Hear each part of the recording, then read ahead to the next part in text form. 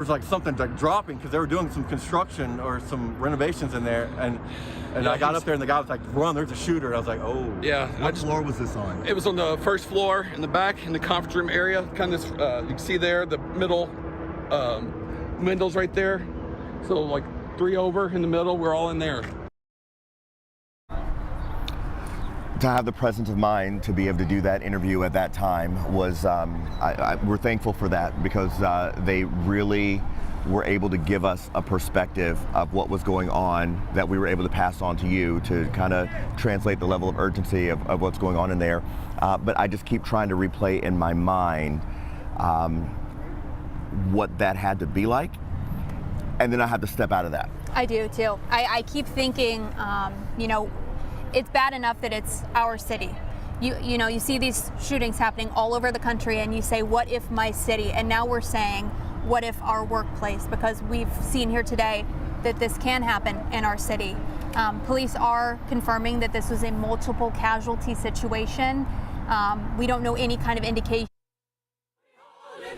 if it's multiple, maybe one person and then also including a shooter, or if it's multiple employees, if maybe an officer went into that building and tried to you know, meet that aggressor head on and an officer was injured.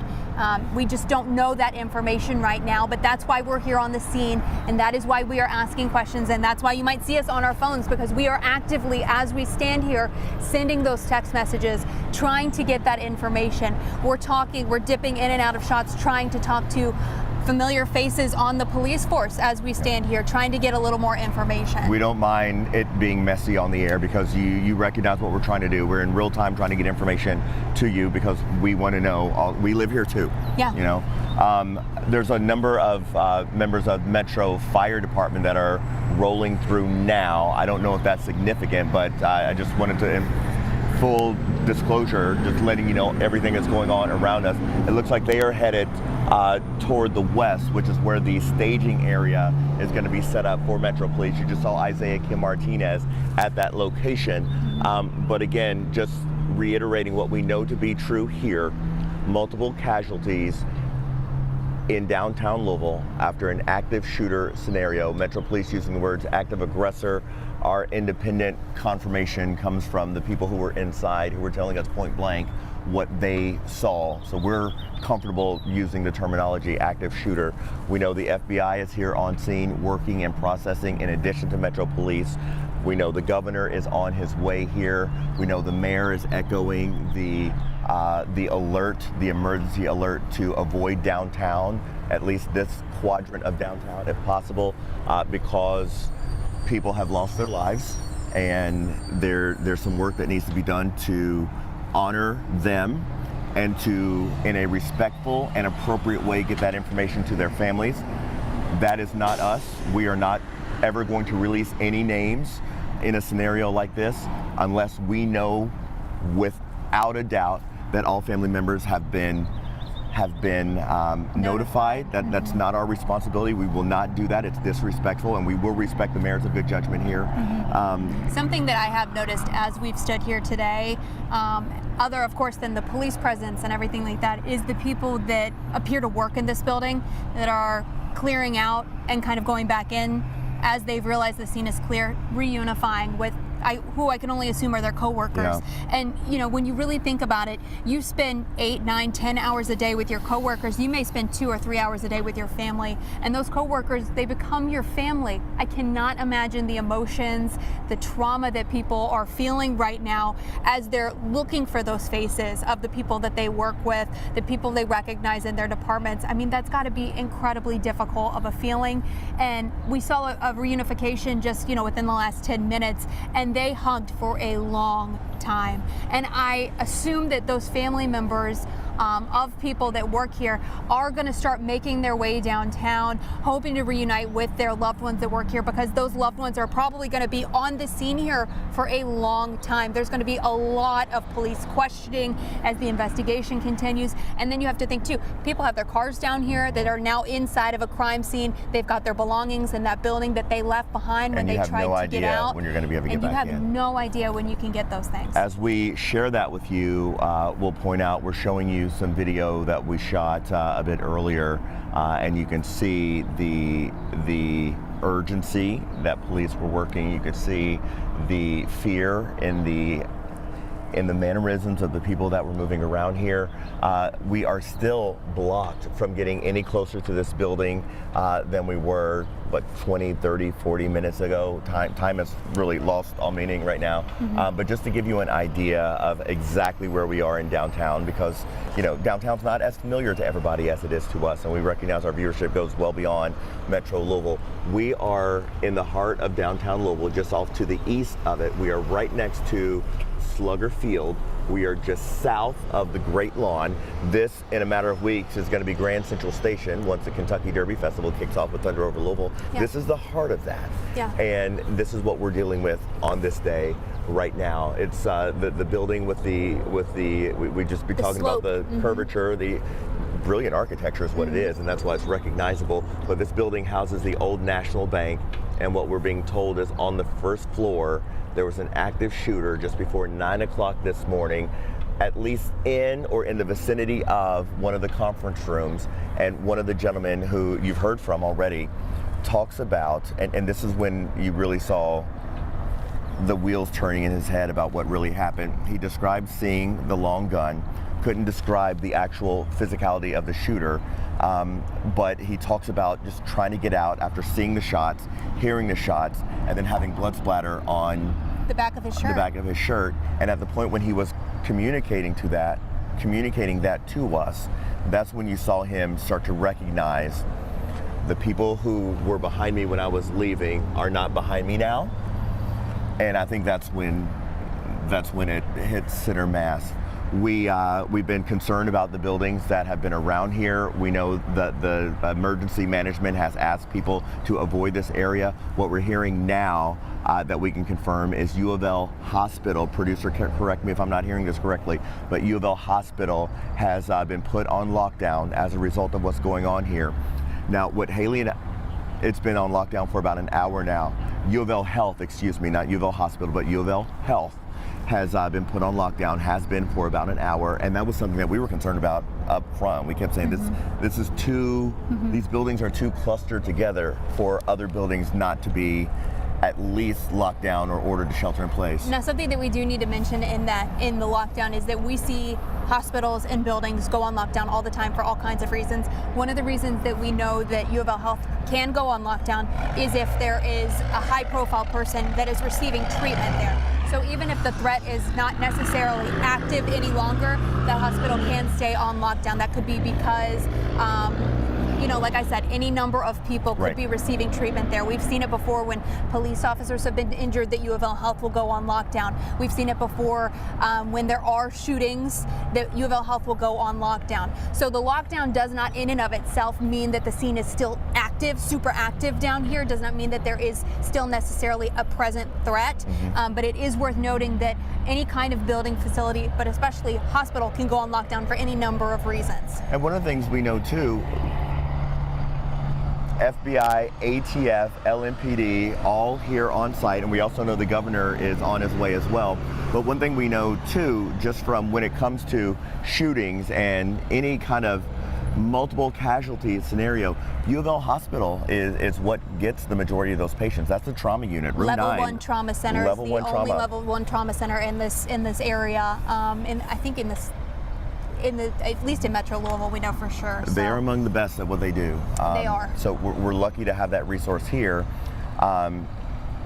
We ask a lot of our doctors and nurses, and we shouldn't have to. And today we are. Again, just to reset this, we know that Metro Police are going to be briefing the press on exactly what happened as best they can at this point. We're expecting it to happen, honestly, any time now. Isaiah Kim Martinez and Jim Stratman are there. That's going to happen just on the other side of Waterfront Park here. But the big takeaway that we already know to be true is multiple casualties in downtown Louisville after an active shooter here in the building that houses the old National Bank. Right. We are working on getting more information. LMPD is setting up for a media briefing on that. Like Eric said, we have ATF, we have FBI, we have LMPD, we have the Sheriff's Office. I saw Sheriff's deputies down here. There has been a robust response. There's also been EMS and fire that we've seen down here today. We have a large-scale response here, and it's still evident just by the amount of downtown Louisville that is blocked off. We've been on air live now for over an hour. I've lost track of time, I really have. We've been on air for over an hour now. In that time, we felt the scene change significantly. The scene at first was a little bit more rushed. It felt like people were really anxiously trying to get to the scene. We did see officers with long guns drawn, moving in, tactical patterns, moving around the building. So we backed off at that point. We ducked behind vehicles in this parking lot right here.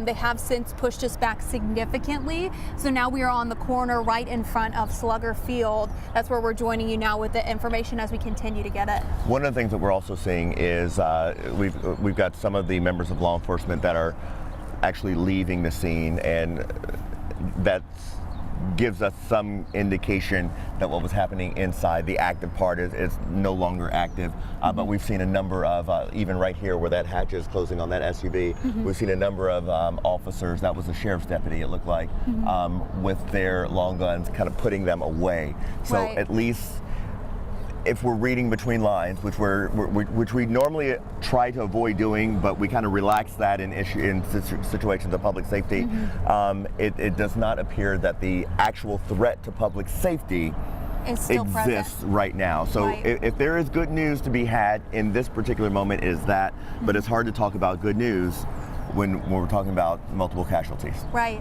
We don't know anything about those casualties right now. We don't know if they were employees, if they were people who might have just been in the wrong place at the Law wrong time, enforcement. walking in front of the building, law enforcement officials. We have no idea what the casualties look like here, and we don't even have any kind of indication on if it's a lot of people, if it's just a couple of people. We have no idea right now. We're hoping that we will learn that information from police. We do know that there is a media staging area. We're waiting for them to kind of give us the thumbs up. I'm sure they are trying to make notifications right now. They're trying to speak to all of the family members that they would need to speak to before they have that media availability.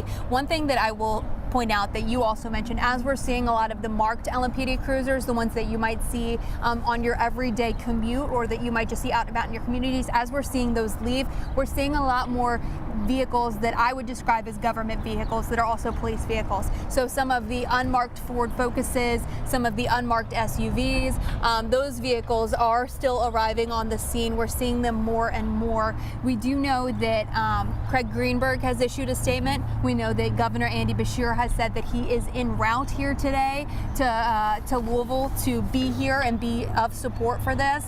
I know that we don't know a lot of information right now, other than we are dealing with an active aggressor or an active shooter, depending on if the statement's from FBI or from LMPD. Situation here today. This is the 300 block of Main Street. It's the curved building right here on the corner of Preston and Main. We do know the first floor of that building is the old National Bank, and we're told from someone that was in a conference room where shooting happened that that's where he works. They were in a morning meeting when the shooting happened. I am trying to get information to move on my phone, but this is information coming in from someone who has ties to University Hospital, saying that they have less than a dozen reported casualties at University Hospital right now. And there's a graphic that I'm being sent also from someone with connections to University Hospital, and it's just simply not downloading right now. But we had been talking about that being a level 1 trauma center, so we expected people with injuries to be taken there. But it looks like that is something that is going to turn out to be true. We were both working on getting more information, and it's when you're looking for that information as it's coming into your phone, it's also being sandwiched between things from family members saying be safe, be smart. Now we are going to go back to the studio for Brooke Hash. Brooke is at WHAS 11 on Chestnut Street, and Brooke is going to reset the scene for us. Brooke, can you kind of tell us what information you all have back at WHAS. Haley and Eric, thank you again so much. Again, we've been on the air since almost 9 o'clock. This shooting happened just around 8:42. And again, we really try not to report on the scanner traffic that we hear. But over the last hour and talking to so many of the witnesses, as Eric and Haley have spoken to, that has all been confirmed for us, that there was a conference room there at the Old National Bank at 333 East Main Street around 8:40 this morning, give or take a couple of minutes. Again, this coming from witness testimony. We're still waiting to hear from LMPD. Around 8:40, 8:42 is when the first round of shots were heard. You're looking at exactly where this is, just a few blocks away from the WHAS 11 studio there in the 300 block of East Main Street, directly in front of Louisville Slugger. We have three things for you to know. Again, LMPD confirming that there was an active aggressor. We're also hearing from the ATF and FBI that that was an active shooter. We know that now from the witnesses we spoke to. On East Main between Floyd and Preston is where the bulk of the activity has been since about 8:40 this morning and continues to be blocked off in multiple directions across several blocks in each area. And again, multiple casualties. Eric, hearing from people over at University Hospital, which is our Trauma One Center, our main trauma hospital in the Louisville area, saying that they have under a dozen. Whether that's 1, whether that's 11, we don't know. And again, we don't know exactly if the threat is over. Though from what we're seeing on scene, things have eased up a little bit. The blockades are still out there, but we have not heard specifically from LMPD that the shooter is down. We do know that there are victims there who may not be coming home today after being inside what we're told was a conference room at a board meeting there at Old National Bank. We know LMPD, Jefferson County Sheriff's Department, this was inside a bank, not any kind of robbery situation as what you can see, but because this still happened in a bank, the FBI and ATF Louisville are there. This is going to be a federal crime. LMPD talking on Twitter at this point. Again, we are still waiting at the staging area to get more information with multiple casualties, and the media stations have been very active as far as like where we're supposed to be going. They keep changing things, so still very active there. The Governor Andy Beshear, reiterating what was going on this morning with limited details, though saying that he is en route, if not already here in Louisville at this point. So you know that we are going to be getting some grim details coming up here in the next couple of hours. And we did speak to so many people already at the scene, a couple of men who are in the board meeting, some who are getting on the elevators. Again, this happening when everyone was coming into work, starting their Monday morning. Take a listen. I was coming into work, getting on the elevator. I hear what I thought was gunfire. I was on the phone. I just walked out of the elevator and into the garage, and then I heard multiple shots again. And I just ran outside, and then there were 2 police officers here on Preston. They said, run for cover. So I just ran. Exactly which building were you in? The Preston Point building right here. So it was on the first floor, it sounded like. What time was this? 8:42. Very precise. Yeah, I was on the phone so I could see the clock. Got you.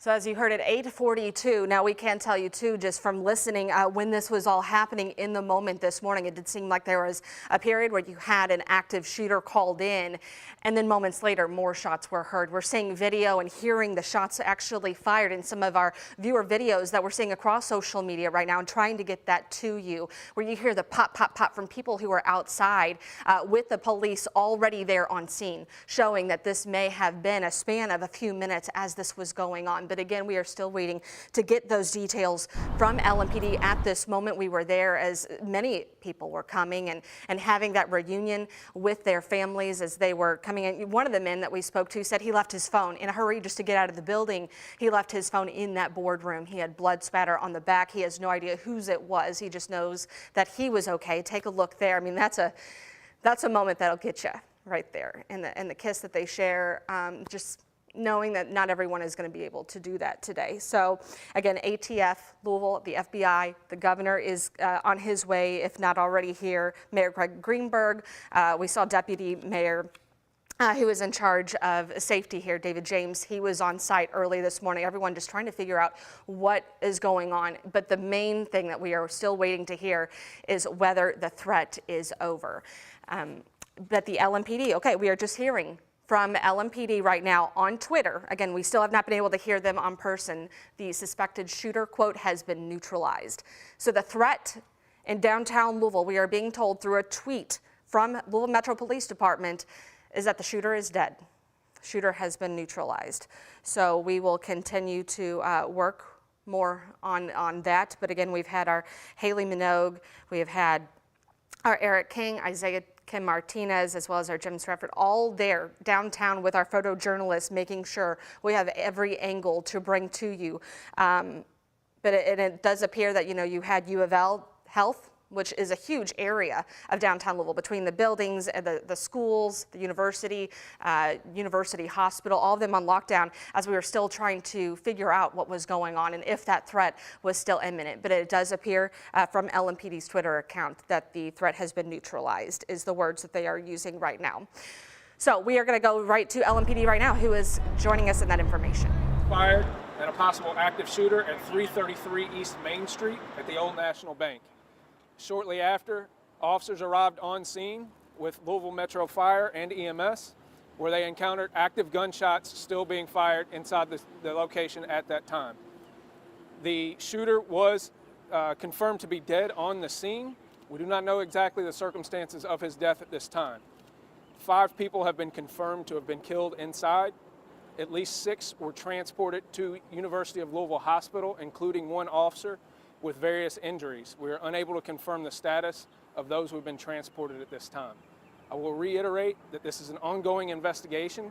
This information is preliminary and it will be updated shortly. We ask that the public remain away from the scene. It will be an ongoing scene that will take a long time to investigate, but there is no active danger known to the public at this time. If anyone has any information related to this incident, we ask that you call 574 LMPD. We will have another update press conference at 11:30 where we'll be able to answer more questions and put out more information. As of now, that is all the information that we are able to provide. Thank you. Sir, would you please repeat the number of shot and killed? We have confirmed at least 5 deceased at this time.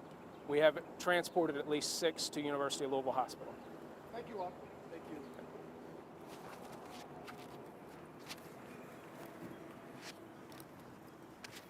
That was pretty hard to hear, as you heard directly from Louisville Metro Police Department with this, what was an active shooter early this morning around 8:40 at the Old National Bank there of 300 block of East Main Street. No active danger at this point, but the worst is 5 dead.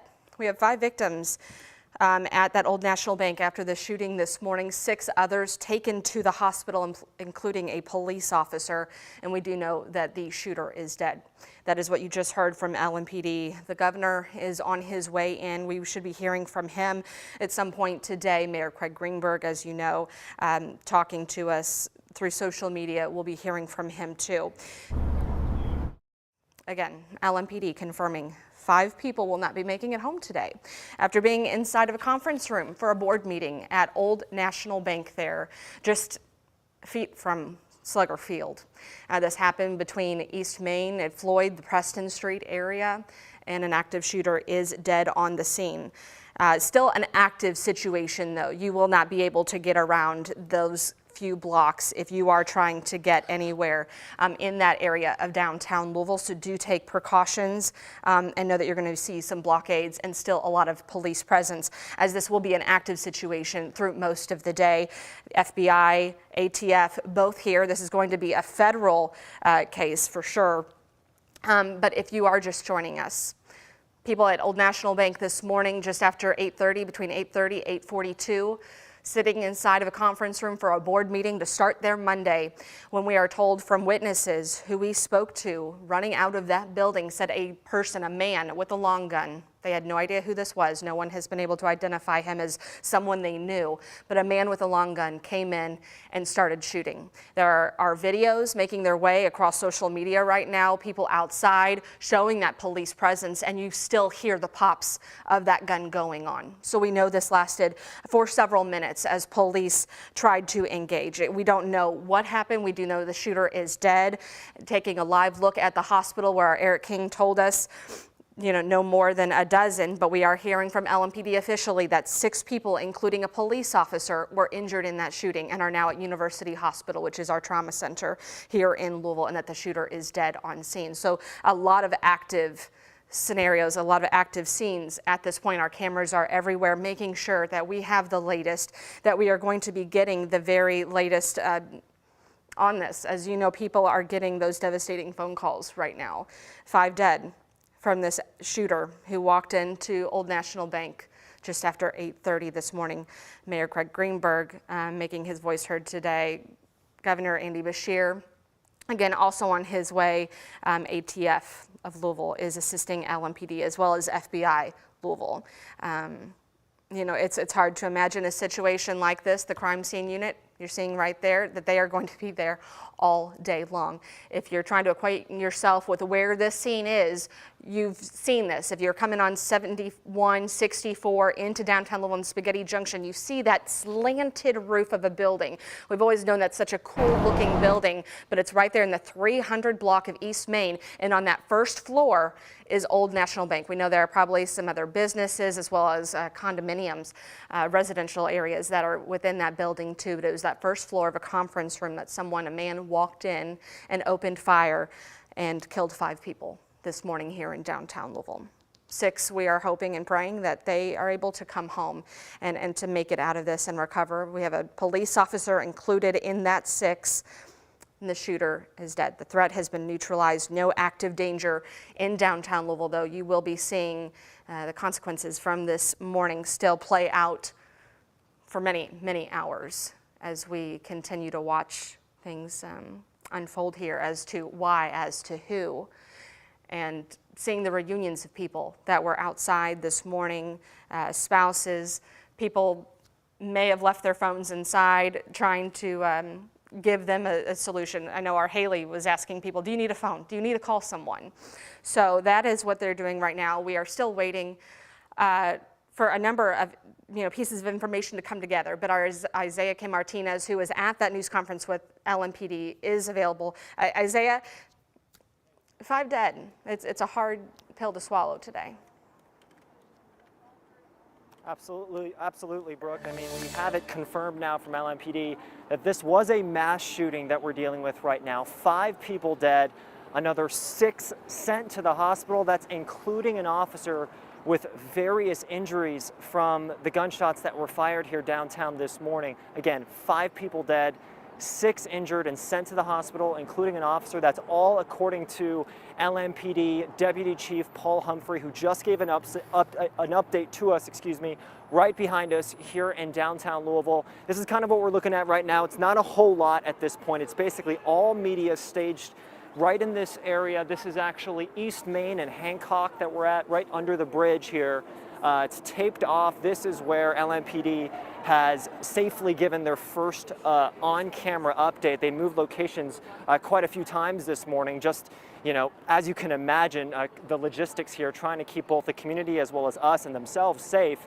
So a few different locations, and we finally got that update again today. As far as that active shooter, the FBI Louisville as well as LMPD was talking about this morning, LMPD calling it an active aggressor, FBI Louisville detailing it further as an active shooter.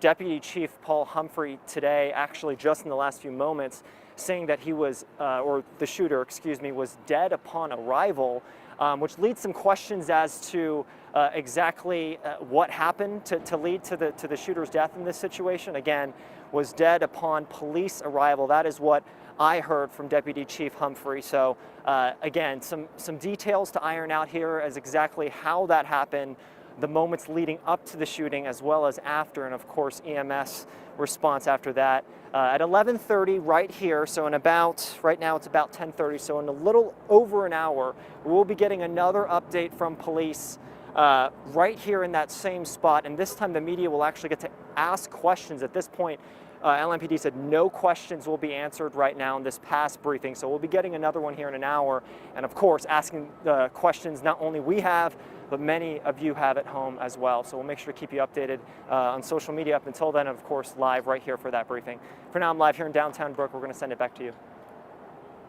Thank you so much, Isaiah, for that report. And as we had mentioned, we don't report scanner traffic. That was one of those things that we had heard, is that right away within minutes that the shooter had been down, almost an hour and a half later is when we were hearing that officially from Louisville Metro Police. So we know they have to do their due diligence. A lot of people in that area, though, as we mentioned, U of L Health had gone on lockdown during the last hour, not really sure if that threat had been neutralized. We know now that is. So at this point, they should be back up and running. But we do want to go back live just across the block there to our Haley Minogue and Eric King, who were one of the first ones on scene, bringing all of this information to you live as it was happening. They're the ones who spoke to a number of witnesses, very shaken, as you might imagine, from being in that board meeting this morning.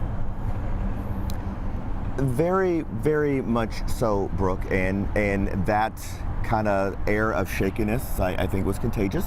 Yeah. There was an air of fear down here, and now there's an air of sadness, I think it's fair to say. It's incredibly somber down here, and it feels very still amidst all of the movement that's going on right now. One thing that just to kind of show you or explain to you what it was like when we got here, mind you, it was right before 9 a.m. when we got here. Massive police presence, some of which you can still see here, circling this entire quadrant of downtown Louisville. We're right next to Slugger Field, and as soon as we got here, what we were able to see were a number of police officers with their long guns drawn. Some of them trying to get to the building, others trying to secure it from the outside to ensure that people like us didn't step someplace where we should not be.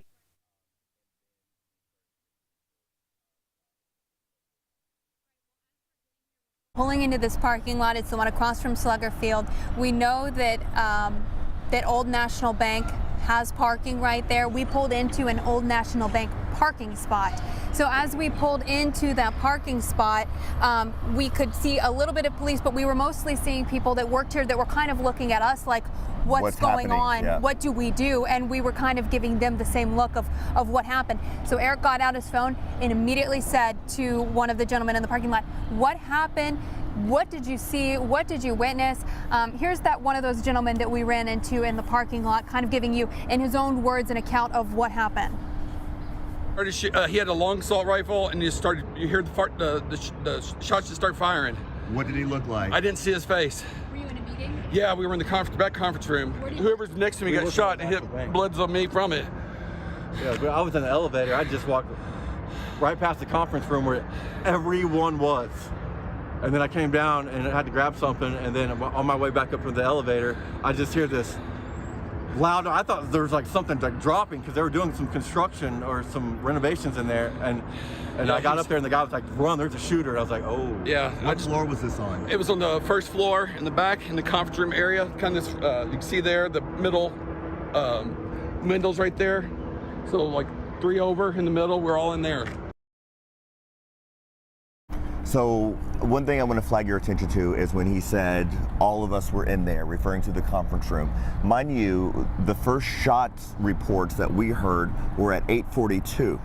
That is obviously before 9 o'clock. This bank doesn't open until 9 o'clock. So either somebody got in or a different scenario played out. But this bank was not open at the time that these shots were fired. So if you have a family member, or if you know somebody that said, hey, I need to go to the bank this morning at Old National, they likely were not here at that time because this bank wasn't even open. Right, it wasn't operating at the time. We spoke to several people who were at different points in their work morning. The one gentleman said, like he said, he was in the conference room, he was sitting down, he was in that meeting. Another man said he was in the conference room, he had left. We spoke to another man who said he was on his way into the building. He was one of the first people that we encountered when we got here. Here's what he said about that time and how he describes what he witnessed. We have a break room, and I got in there and shut the door for a second, and then I was looking around, I opened the door to see where he was at, and I could see him still shooting. I didn't see his face, and then I took off running out the front door. Have you called your people? No, my phone's inside. Do you need my phone? I don't know I know some people's numbers, I don't know them all. I don't know, same on the I think that's relatable. We can all understand that feeling. Now, one thing that we can kind of add a little bit more context to is when we're on the air, we want to talk in facts. If it's an issue of public safety, we'll tell you as much as we can appropriately tell you. Now that we've gotten to the point where we can confirm that there are multiple casualties and police have offered a little bit of information, some of the inside stories of what was going on in that bank are making their way to light. We're hearing reports of people locking themselves in a vault to hide from the shots. We hear about people hiding on different floors and stairwells. We hear about people coming out of windows to get to safety. And it is just, I point that out to show you and to really help you understand what fear looks like on the other end of a long gun, and what people were doing to save themselves. But in that interview that we played for you, we also see the other side of that, when you know that you're running for your life and then you realize you have blood splatter on your back and you turn around and the person that was behind you isn't. Mm-hmm. That's what's hard to ingest. Right. So to cover that angle of the story, we have Bobby McSwine. She's at U of L Hospital right now, where we know that victims from this are being taken there. We know that people who are injured, including a police officer, have been taken there. Bobby, what is the scene that's unfolding in front of you, and what are you seeing happening there at U of L Health? Now, you might be able to hear here at U of L Hospital at the emergency department, a helicopter is landing right now. We are here at the scene where law enforcement has been here. The bomb squad we saw just moments ago transporting people to the hospital. This helicopter is landing right now. We assume transporting people to the hospital. We know 5 people are dead. 6 people have been brought here. We'll continue to monitor the situation here at U of L Hospital and bring you the latest. But for now, that is all we can confirm as people are getting out of this helicopter right now. I'm live at U of L Hospital. Bobby McSwine, WHAS 11, on your side.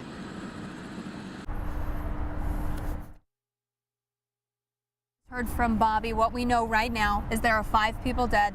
6 people are injured. One of those 6 people injured is a police officer, an LMPD officer who went into that building this morning, which I can't imagine. I know that that is their job, and we talk about it a lot. We've talked about it in recent shootings, the response going into the building, putting your own life on the line, and ultimately being shot in turn. I can't say enough about the bravery that shows, in my opinion. Just that I know that we shouldn't be speaking in opinions right now, but the bravery of that officer to run into that building and to put his life on the line to try and save people who are in that building. And as we know, there were a lot of people in that building this morning. And I think what we also know to be true is anytime we're in a scenario where it's, you call it breaking news, a fluid situation, an active situation, we know the information that we have at 10:35 is going to be vastly different than the information that we have at 4, 5, and 6. And I think we know that some information is going to come out later that's going to add to the story. And just to kind of echo on what you're saying, I had a sit-down interview just within the last couple of weeks with the mayor and the interim police chief about the Department of Justice investigation and all of that. And I asked the police chief, just point blank, you're under a lot of scrutiny. People are attacking you. People are angry with you. What is it that you want them to know about your department right now? And she said, we have gone in and we have done the work. And when we are called, we're going to answer the call, and we're going to answer it the right way. She goes, and that's it. That's the way it's going to be. And we're seeing that happen in real time. We also talked about how Metro Police are actively, part of city celebrations and festivals and solving petty crimes, and there's just so much about the police department that doesn't make the headlines because we're looking at so many other things. Mm-hmm. But I think it's fair to look at what Metro Police do in a given day, especially a day like this, mm-hmm. and really understand what that job is. Now, they took a moment to speak with the media. They briefed us just within the last 30 minutes. Here's what they were able to tell us so far about the information that we know here today. The shooter was confirmed to be dead on the scene. We do not know exactly the circumstances of his death at this time. 5 people have been confirmed to have been killed inside. At least 6 were transported to University of Louisville Hospital, including 1 officer with various injuries. We are unable to confirm the status.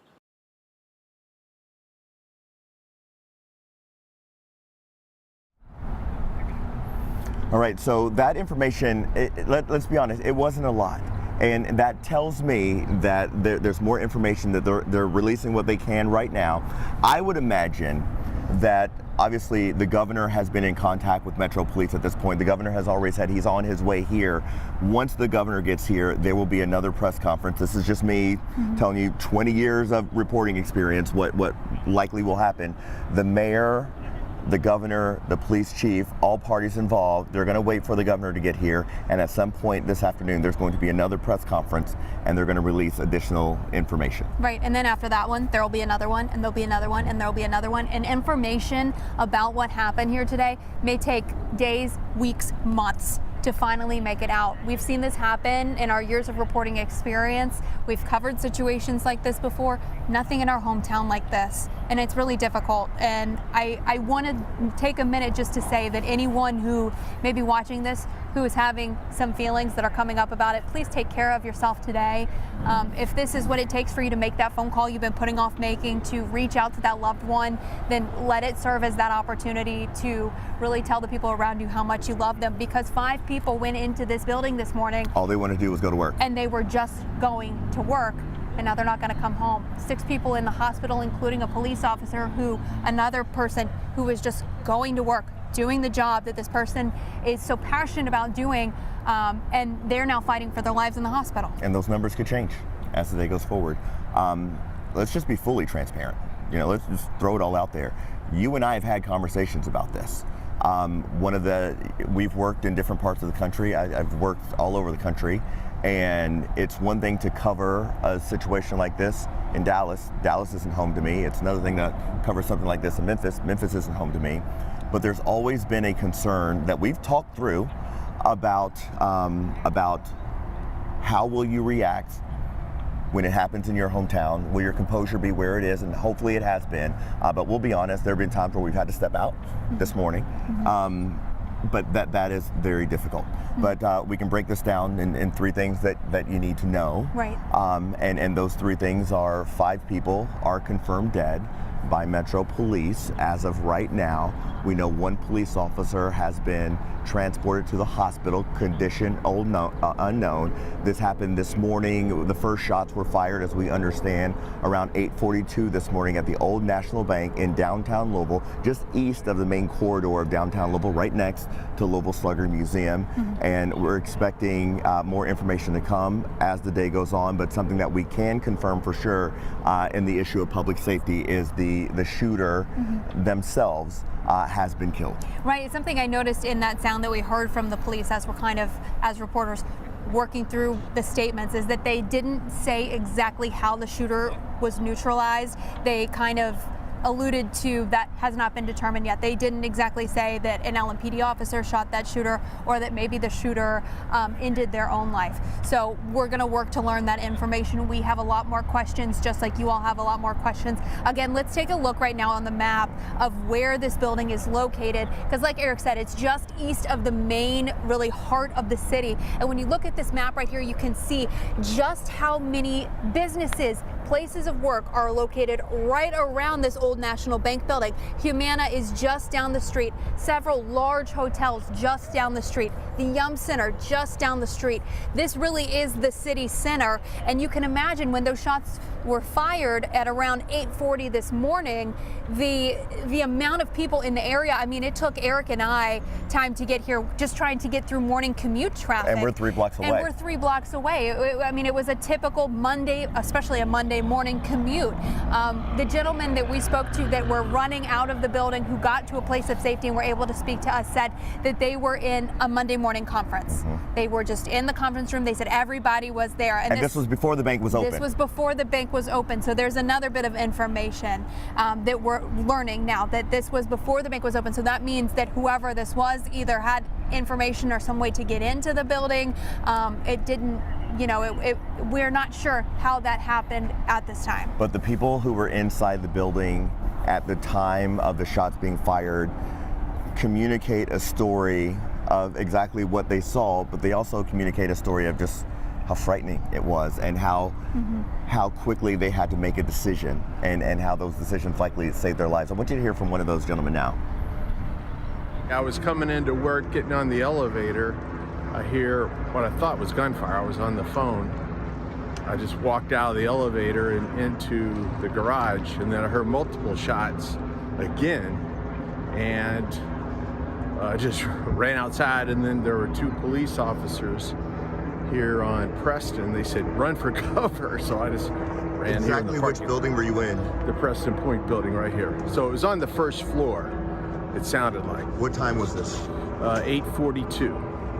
Very precise. Yeah, I was on the phone so I could see the clock. Got you. One of the other pieces of the story that we're kind of learning is there were people who were inside the bank, likely employees, who heard the gunshots and reacted the best way they could. Some people locked themselves in the vault. Some people were hiding on different floors and stairwells. Some people coming out windows.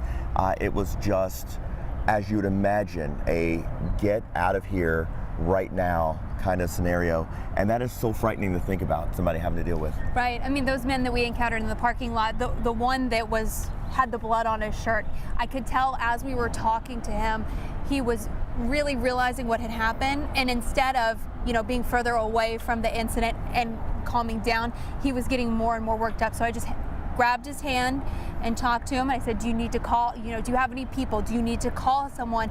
And both of the men right there said that they had gotten up so quick and they left so quickly, they just left their phones exactly where they were. And you don't think, you know, in your everyday life of things that happen, you can take a split second to grab your phone before you do something.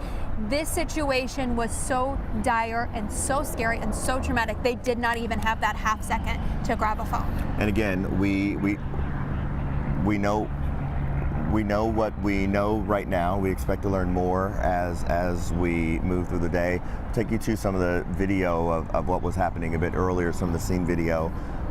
And you know, we'll be honest, Haley and I can't see what's on your screen right now, but having been here, we know that there was an urgency on the part of the police. We know that there was an urgency on the part of the people who were inside trying to get out.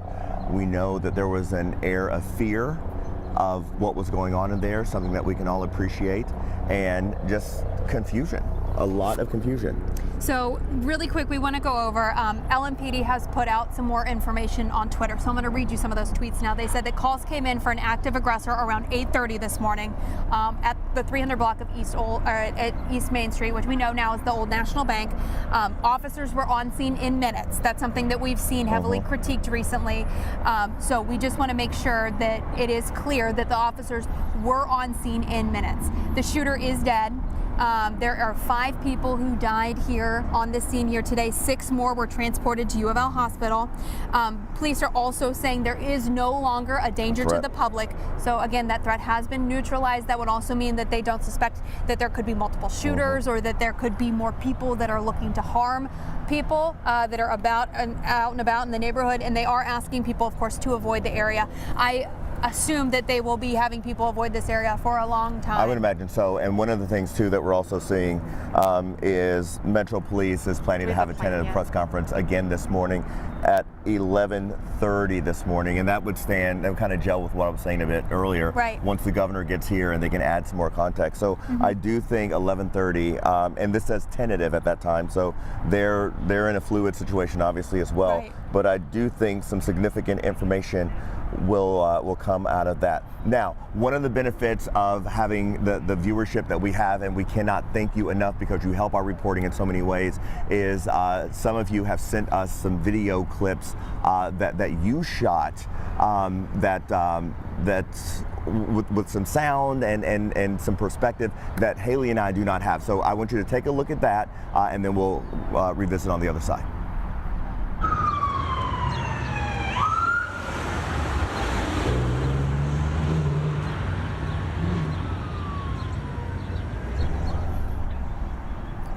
All All right, so what you're seeing here is just another angle, another viewpoint of what we've been talking about here, just this massive police presence. And we can talk about that again because we are on Witherspoon. Think of it this way. Thunder over Louisville. It's a matter of weeks away. Right. It is this entire area. This is the heart of it. We're right next to Slugger Field. Slugger normally has, you know, an event and a watch area. We're right next to the Great Lawn. We're right by the bridges. We're right by, you know, so many different buildings. Humana right there. I mean, this is a lot for Humana right here. We can see all those buildings right from where we stand. And the police perimeter is essentially this entire quadrant. It goes all the way up Preston. In fact, I can't see if it goes past Main Street to the next block, but then it goes off to the west all the way down that block. And this is smaller than it was 45 minutes ago, and it's still very large. Now, we've seen a lot of people that look like they're leaving the scene here, people that we can assume work somewhere within that perimeter. We can assume that they either work at the bank or work somewhere within there, because there are a couple of buildings, a couple of businesses in there. We've had a couple of instances of seeing reunions, of seeing people find those coworkers maybe, or find those colleagues that they were looking for. But for 5 families, that's not going to be a reality today, and that is so hard to really think about, that 5 people in our communities got up on a Monday morning to go to work, day after a holiday, just to go to work, just like so many of you all are doing as well, that are just waking up and trying to go to work. Now, we are hearing that there is a tentative press conference, like Eric said. They pushed it 11 instead of 11:30. We're looking at 11 now. And it's at LMPD headquarters. So at 11 o'clock, we are going to learn more information. Of course, we're going to continue to stay live on air, probably up until that happens. I mean, that's that's only 10 minutes from now. So, that, you know, time is moving interestingly as we're down here today, but we are going to continue to learn more information. Hopefully at that conference we'll learn even more information. A few more questions will be able to be answered. I'm guessing that's where we'll hear from the mayor, the governor, the police department. Yeah, so that'll probably be a very robust press conference. So it really was more of an act of courtesy, really, to all of you and to us. The press conference that just happened, half hour, 45 minutes ago, that Metro Police did, where they confirmed the 5 fatalities and the 6 people transported to the hospital and the 1 officer that has been transported, condition unknown. That was more of a courtesy just to get some basic information out there, and it's very much appreciated, obviously. But I would imagine at 11 o'clock we're going to get some real solid information from all parties involved. From multiple people, and some additional perspective, because that's one of the things that the governor's great about that, the mayor's great about that. We'll get the specific information from the police department, but then we'll see what happens now. Right. What do we do now? Right, so let's go ahead and start at the top. Let's go back to the very beginning, the basics that we know, and then we can also get into what we ourselves witnessed when we got down here to the scene, because we responded here. We were here before 9 o'clock in the morning. We were here maybe 20 minutes after those first calls came in. Yeah, we had just finished a post Good Morning Kentuckiana meeting, and we started hearing some chatter. We all popped up from our desks when we heard something on the scanner about what was going on down here. It came in as an active shooter call. We now know from police they're calling it an active aggressor. FBI is calling it an active shooter. This was at the old National Bank building. It's known, it's the silver building with the interesting architecture on the top of it that's like a swoop. So that's what we heard, and we made our way down here. We know that 5 people have been confirmed dead on the scene. 6 people, including 1 police officer, were taken to U of L Hospital, Level 1 Trauma Center. We all know it is the best of the best when it comes to trauma and when it comes to these kinds of injuries. So we do know that people were taken to U of L Hospital. Bobby McSwine is at the U of L Hospital. There. She saw one of the choppers coming in. She saw one of those choppers coming in. So we also know that the shooter is dead.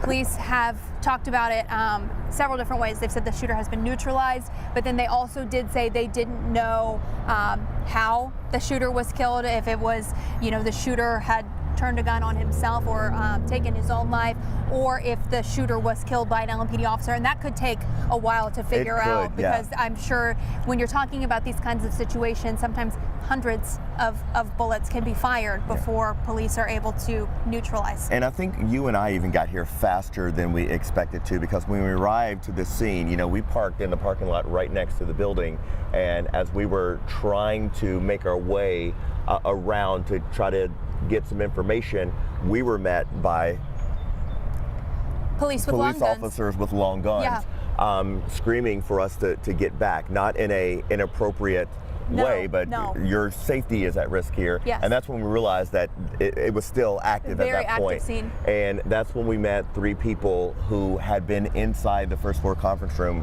who were dazed, really, and scared and trying to process what had happened. They were kind enough and had the presence of mind to speak to us and tell us what they saw and what happened inside. And that's when we learned at 8:42, one of them remembers the timestamp on his phone because he was on it in a stairwell. He was not in the conference room. He describes hearing one shot and then another shot and then a flurry of shots, and he got out. When we talked to one of the other gentlemen who was actually in the conference room, 2 of them, he described seeing the long gun, not being able to process the image of the person carrying it, didn't care at that point, long gun firing, get out of the way. He comes out and he's describing his effort to get out with blood spatter on his back from someone else. And this was, it was traumatic, and it was scary, and it was frightening.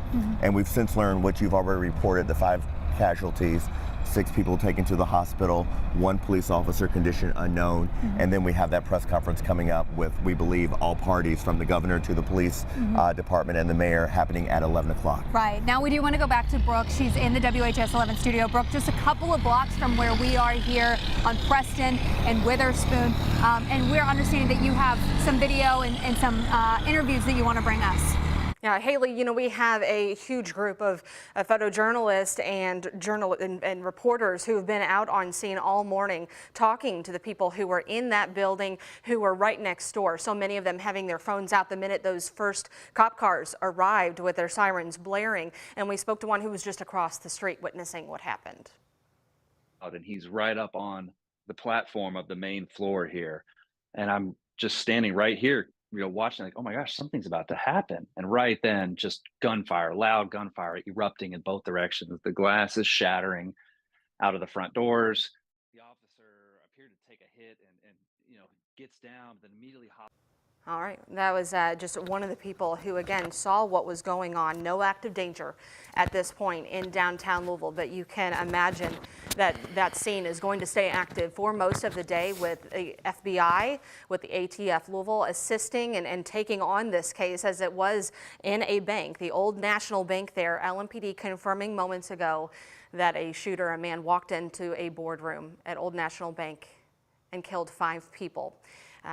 The active shooter at that point died. It has not been confirmed whether he was taken down by police or may have taken his own life. That is still to be said by the police. Later today, we are expecting to hear another update from them in the next 5 minutes. So we are going to stay with you here on air. But again, 5 dead, 6 hospitalized, including a police officer.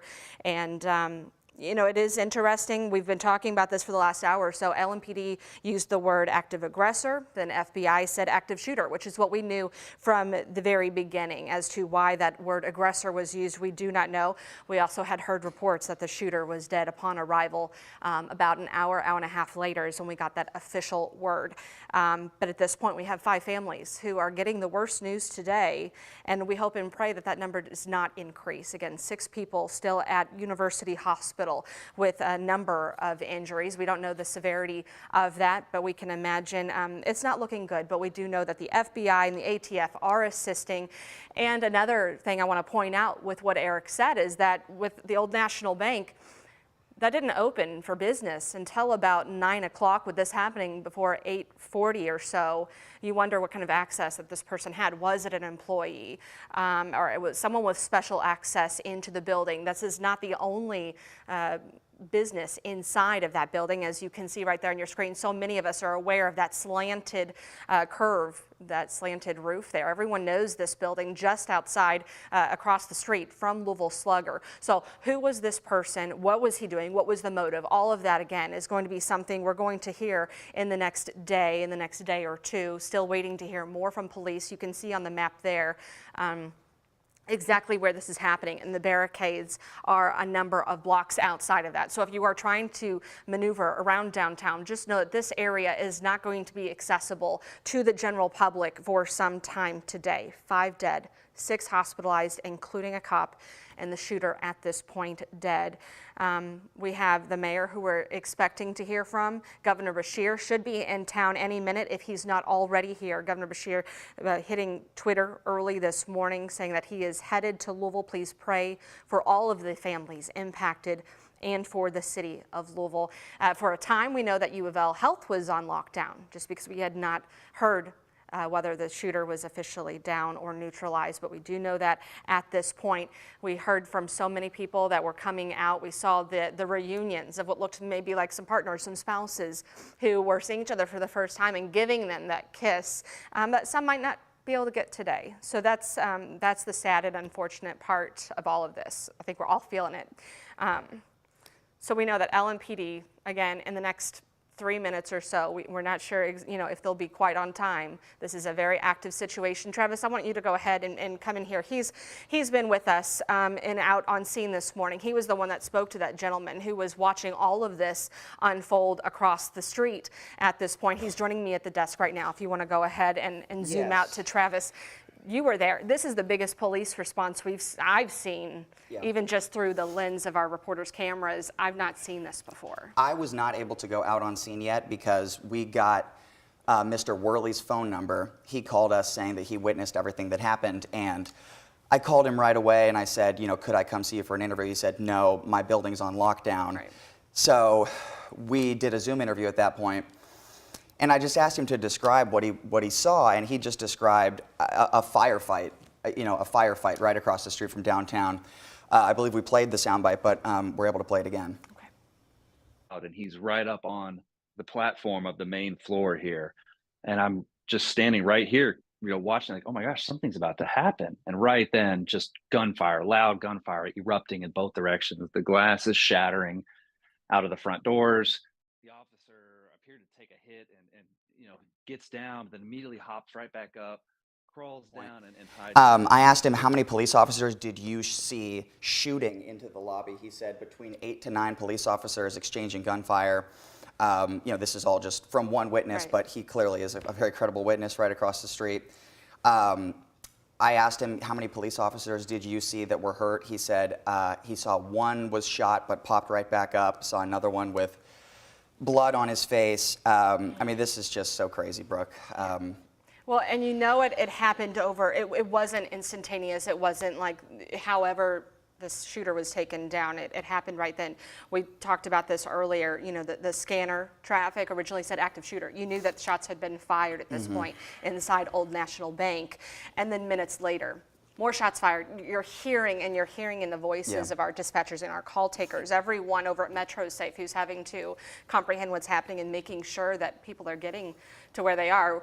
We're seeing video of social media, going across social media, people outside. When of course all the police presence is there, they start taking their phones out and looking at what's going on. You hear the shots. They still had time to get their phones out, start recording, and the shooting is still going on. Whether or not that was when the exchange of gunfire was happening with police, we don't know, but you do hear one officer running out of the building, telling people in their cars, get out of your cars, active shooter, get out. And whether or not he was telling his officers or the public, it's all to be said, but scary stuff going on. Yeah, Mr. Worley told me that he saw one officer really was first. One officer really took the initiative. He was the first one up the steps, was on that platform, right inside the bank. And a barrage of bullets. It's just, you just don't know how people could be prepared for something like that. Right, but you think everybody out there who's able to do that. Yeah. The general person may not have it in them to be able to go in and face what was there, and they did. And within minutes, it seems like the shooter was down. They said the shooter was down upon arrival. So the threat to Louisville and downtown area, a lot of people, texting us and getting on Facebook. Yeah. There were so many reports of where this was going on early on in the morning, and we're just blocks away. So a lot of people were asking us if we were okay. But again, there are families. That's the most important part right now, is that there are 5 families right now. Governor Andy Beshear and LMPD addressing the media right now. Louisville Metro Police. Again, at 8:30 this morning, approximately 8:30 this morning, Louisville Metro Safe received a report of shots fired and a possible active shooter at 333 East Main Street at the Old National Bank. Within 3 minutes of being dispatched, officers arrived on scene and encountered the suspect almost immediately, still firing gunshots. Officers exchanged gunshots with that suspect, and ultimately that suspect did die at the scene.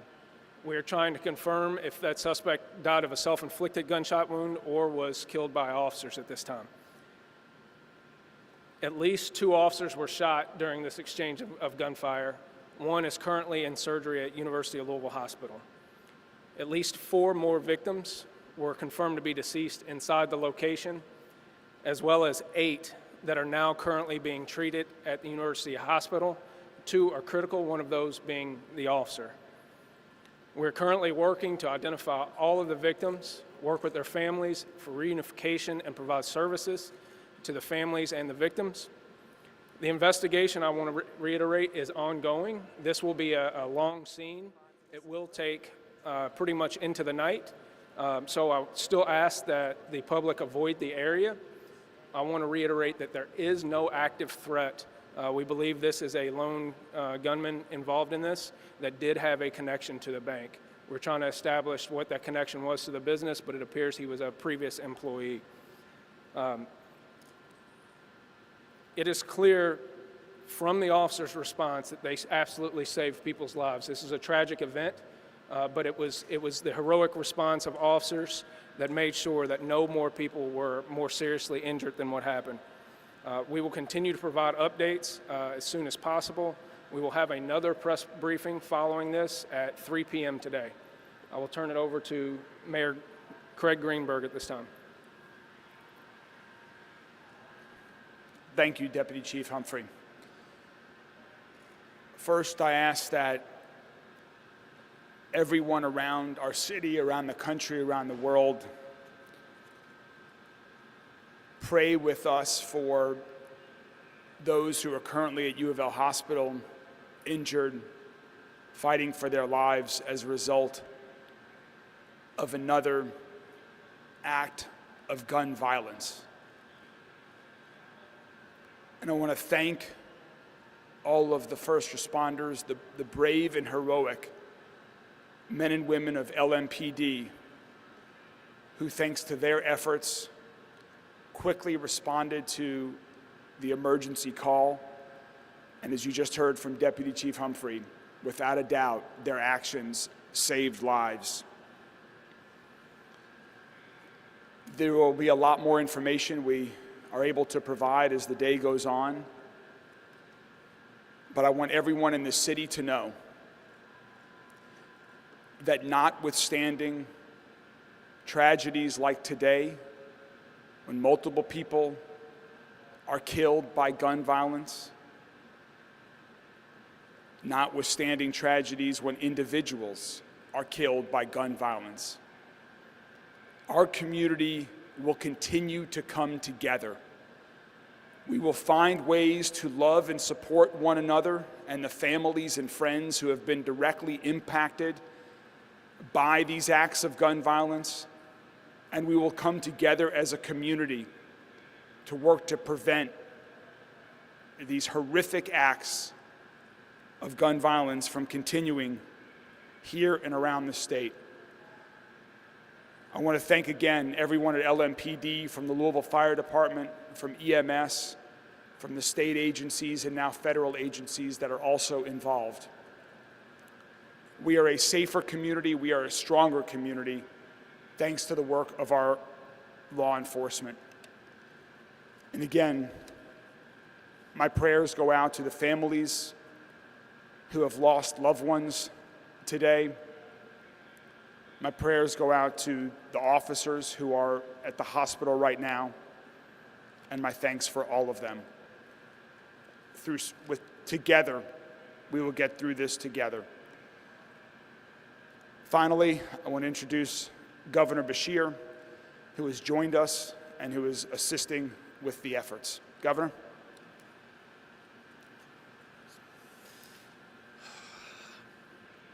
I want to start by thanking the brave heroes in LMPD and our other responding organizations. LMPD made it to this scene in a matter of minutes after receiving the call, and there is no doubt in my mind that their efforts saved lives and they put their own on the line. And we have at least one officer in surgery right now that is there because he took those actions to try to protect the people of Louisville. I want to thank Louisville Fire, Louisville Metro EMS, and Emergency Management and the Louisville Sheriff's Office for the immediate response.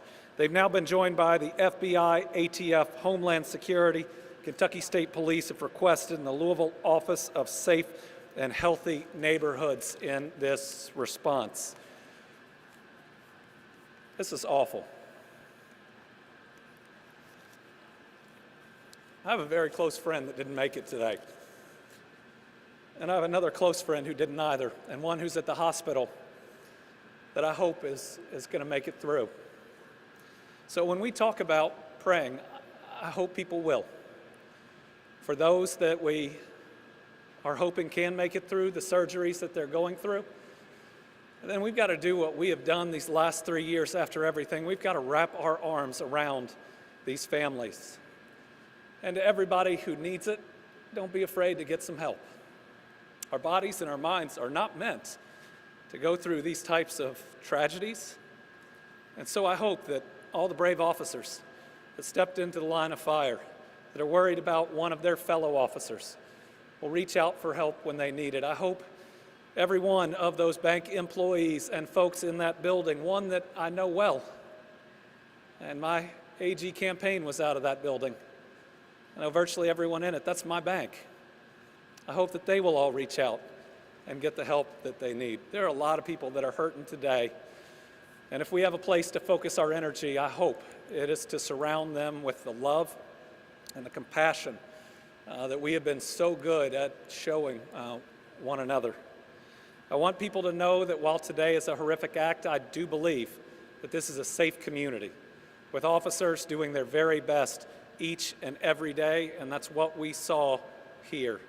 Yes, I know that there are steps that the police department is taking to do things better after a recent report, but we certainly saw, I think, the very best from them today, and I want to thank them and all our other law enforcement officers for responding and doing their best to try to save some of my friends and many others.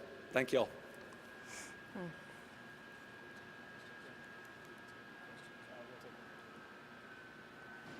Any questions? The other one, it appears to be non-critical injuries at this time. Do we know if there were other, I don't want to say customers, but patrons inside at the time? I'm not sure on the status of that yet. That'd be part of the investigation. Excuse me? It appears the shooter was, I don't know if it was an active employee or a former employee, but the shooter did have a connection to the location. No. Don't know that. He asked, was there any form of security at the bank? We don't know that either. That'll be part of the investigation. So one more.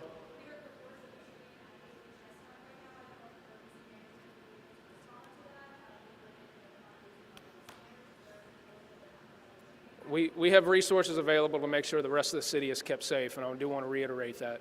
We are managing our resources with the state, local, and federal partners to make sure that all services to the city maintain while we are maintaining this scene at the same time. So thank you. The next update will be at 3 o'clock. Thank you.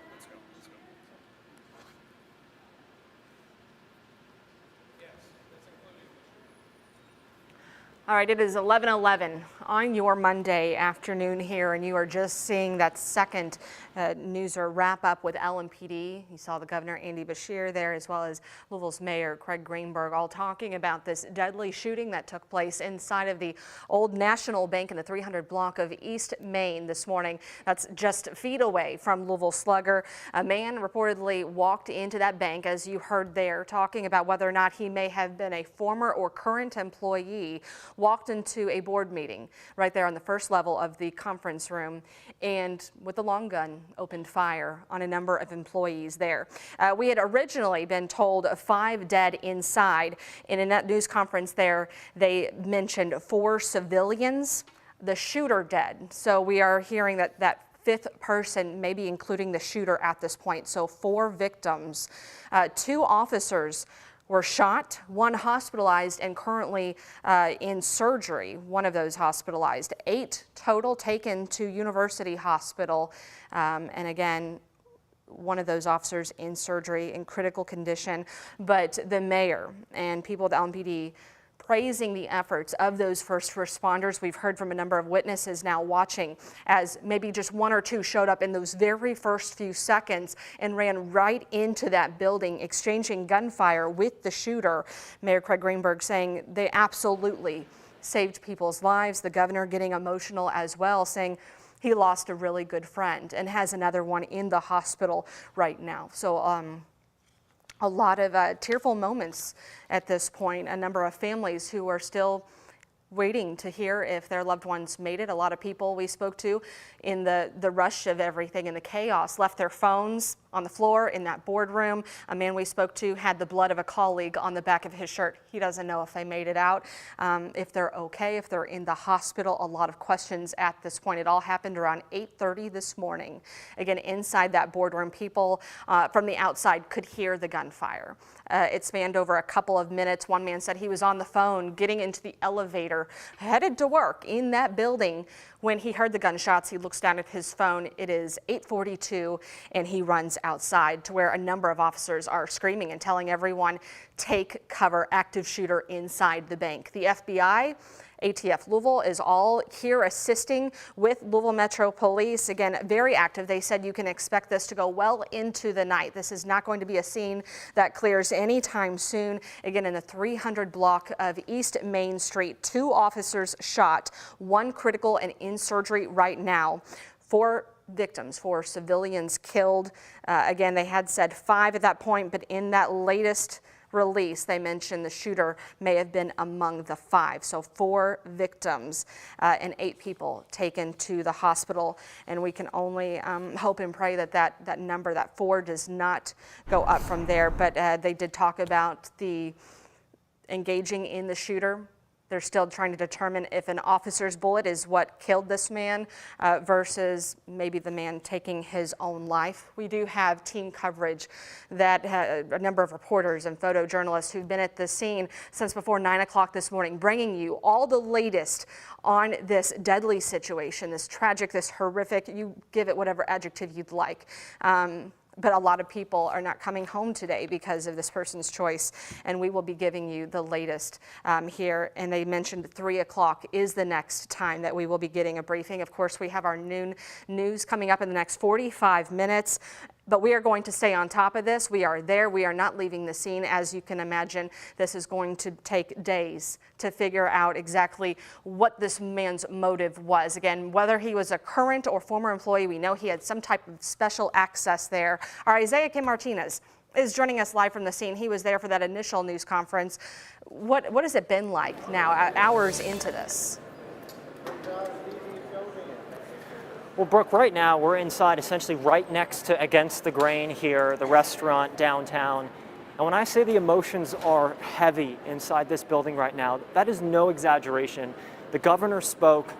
He's only gotten emotional on camera a handful of times in my couple of years here, one being the disaster that hit Western Kentucky when it comes to those tornadoes. The other time being right now, the governor, again, Governor Andy Beshear of Kentucky, saying that at this time, one of his friends did not make it here today. He knew one of the folks, according to him, who had passed, who died today because of this shooting, and another is recovering and in surgery right now. So when you have public officials openly get emotional at a press conference of this nature, that is how you typically know at home that this is a very serious and heartbreaking situation. Of course, Mayor Craig Greenberg talked as well here today, calling this a tragedy, an awful situation, asking for prayers from the community, asking for the community to essentially come together right now. Again, a really difficult situation. Some of the numbers I know we've reiterated here and that you heard in the press conference, I want to go over a few of them. We do know that 8 people are recovering in the hospital, 2 of them being officers. 1 of them currently is in critical condition and is in surgery as we speak, so we don't know the specifics of where that is, but again, 1 officer in critical condition in surgery, the other one also being cared for in the hospital, and 6 other people who are inside the bank who are right now in the hospital being cared for. That's 8 people. The number dead right now stays at 5. So we're looking at, again, a mass shooting, a mass casualty event that we're talking about right now. We actually got a chance to ask just a few questions to public officials here today, both Mayor Greenberg, of course, Governor Beshear, as well as LMPD Deputy Chief Paul Humphrey. Just a few questions we were able to ask him. I specifically asked him what kind of gun or guns this shooter was holding. Of course, we had witnesses tell us it looked like a long gun, a longer form, but did not look like a handgun. I asked what kind of gun, and Humphrey said they do not know, or they did not reveal it, chose not to reveal it to us at this time. So that detail is still up in the air. He was also asked if this was an ex-employee. He says for right now it's either someone who currently worked there or someone who had worked there in the past. And we also have just been notified, Jim Stratman telling me right now that Attorney General Daniel Cameron is in the city right now. Unsure if he's going to be speaking. He's actually just next door to us right now. So if he, of course, says anything on this event, we'll make sure to let you know. But again, a very, very heavy scene. We got media crews, not just from here in Louisville, but across the state here right now. So we'll make sure to keep you updated. The next press conference is at 3 this afternoon. For now, I'll send it back to you guys. Isaiah, thank you so much. And again, so many people merging into Louisville at this point. We want to just kind of reiterate a number of things that have gone on, everything happening just before 8:30 this morning inside that old National Bank there in the 300 block of East Main Street. A number of people starting their Monday inside of a board meeting, okay? Who hasn't done that? And a man opens fire. He walks in, according to witnesses, with a long gun and opens fire, and 4 civilians, 4 people inside, did not make it out of that boardroom. Let's take a listen into what LMPD just told us. Within 3 minutes of being dispatched, officers arrived on scene and encountered the suspect almost immediately, still firing gunshots. Officers exchanged gunshots with that suspect, and ultimately that suspect did die at the scene. We are trying to confirm if that suspect died of a self-inflicted gunshot wound or was killed by officers at this time. We heard from a number of people, and it did appear that that initial 5 people dead included the shooter. So at this point, I'm going to talk about the 4 victims that he killed today. Again, all happening after 8:30. 8 people hospitalized, including 2 officers, one of whom was critically injured and in surgery. And as Isaiah mentioned, as you heard from the governor himself, he knew one of the people killed. He said it was a really good friend of his, started tearing up, mentioned yet another friend who is in recovery right now at the hospital. And Mayor Craig Greenberg talking about the number of officers who made that initial plunge into the Old National Bank and started to exchange gunfire with the shooter, that they are some of the biggest heroes today, that they are absolutely saving people's lives, and they did so this morning inside of Old National. Again, the shooter dying at the scene, but police have not confirmed whether or not he took his own life or he died in that exchange of gunfire. Our Haley Minogue and Eric King, they were one of the first people on scene this morning amidst all the chaos when we had yet to hear that this threat had been neutralized, and they have been there coming to you live here ever since on WHAS 11. Let's hear what they have to say. Hey, Brooke, good afternoon. So we really quickly, before we get into what happened, we want to go to this because there have been some chatters going around. There's not an active aggressor at JCTC right now. We saw a lot of police officers leaving this scene really quickly. We heard they were going to reports of a shooting at 8th and Chestnut, so that's just a couple of blocks down that way. We do know right now there is no active aggressor at JCTC at the 8th and Chestnuts, but police are confirming there was a shooting outside. The suspect there did flee. That's completely unrelated to what's happening here right now. But the one connection is what we've been talking about since we've been on the air is the size of the police presence that's gone on here, and that has slowly started to deteriorate as the active shooter was no longer active. But about 20 minutes ago, around the time these reports started surfacing, a lot of the sheriff's deputies and Metro police officers and detectives who were here on the scene started speeding out of here very quickly to kind of get to where they needed to be to address that. So I'm glad you pointed that out. Right. So let's go back to the beginning this morning. So we had finished up our show. We were sitting at our desk. We were working on other things. We heard calls coming across the scanner at 8:30ish for an active shooter situation. That's how it came across the scanner. And we now know that to be true. LMPD has confirmed an active aggressor. The FBI has confirmed an active shooter. And the witnesses with whom we spoke who were inside the building say it's an active shooter. So regardless of language. Active shooter situation here this morning at the old National Building that's right at Main and Preston in downtown Louisville, just east off of the city center. So when we arrived here, Eric, kind of walk us through what you were seeing. I was trying to get the camera up, get some of the stuff plugged in, get the batteries going.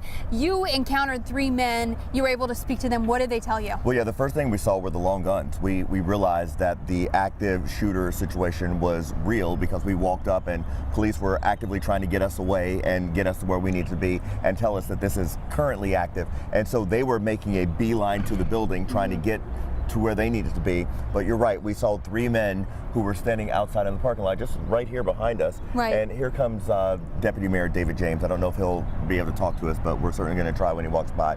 But we saw these 3 gentlemen who were in the parking lot. They looked very shaken up, and we instantly tried to start talking to them as best we could to find out what happened. One of them says he was on his phone in a stairwell at the time at 8:42 specifically, and that is when he heard the first gunshots. That's when he heard the gunshots and understood what they were and instantly tried to get out of the way. Then we had 2 gentlemen that were actually inside a conference room who said they saw the long gun, they saw the shots, and in real time we're trying to process exactly what's going on because, you know, fear takes over, and you have to really think through am I seeing what I think I'm seeing.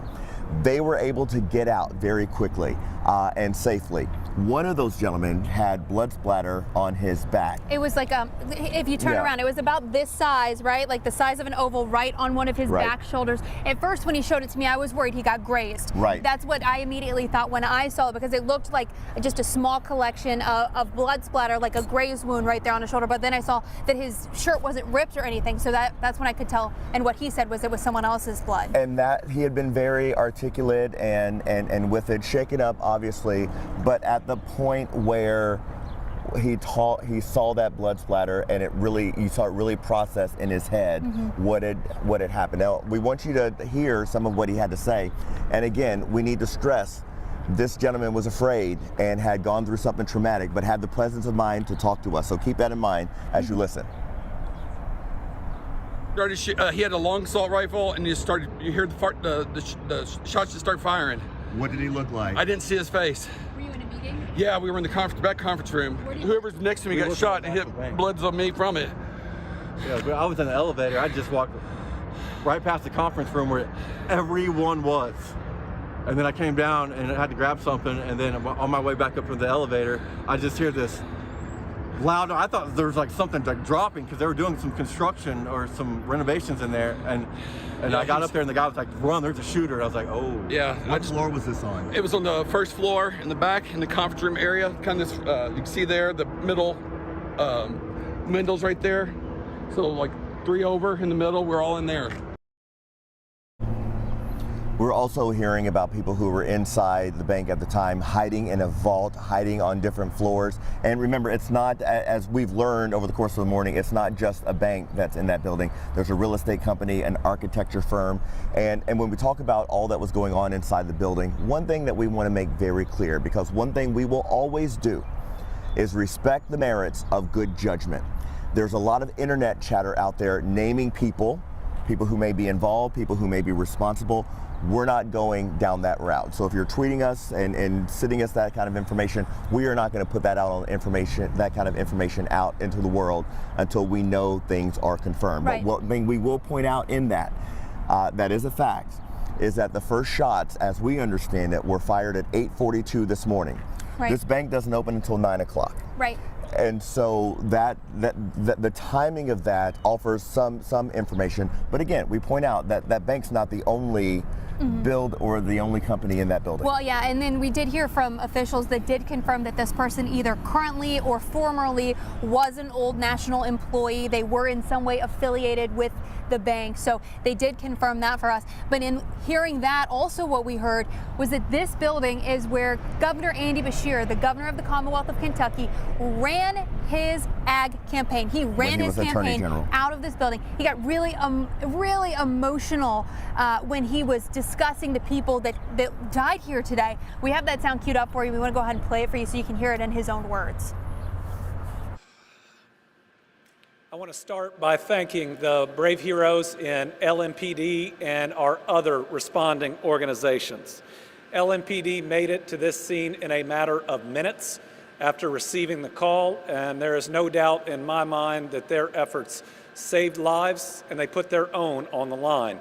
And we have at least one officer in surgery right now that is there because he took those actions to try to protect the people of Louisville. So one thing that's also worth pointing out is we are aware of what's going on around the country when it comes to gun violence and the debate around gun violence. But one thing that cannot be ignored is we're going to know somebody at some point that's affected by this. Right. First, we can say that about this incident itself this morning. This has happened in our hometown, in our city, where we live and work and play and love. But what the governor also offered is a personal attachment to two of the people who are confirmed dead. And I only say that to underscore the fact that this is something that affects us all in some way.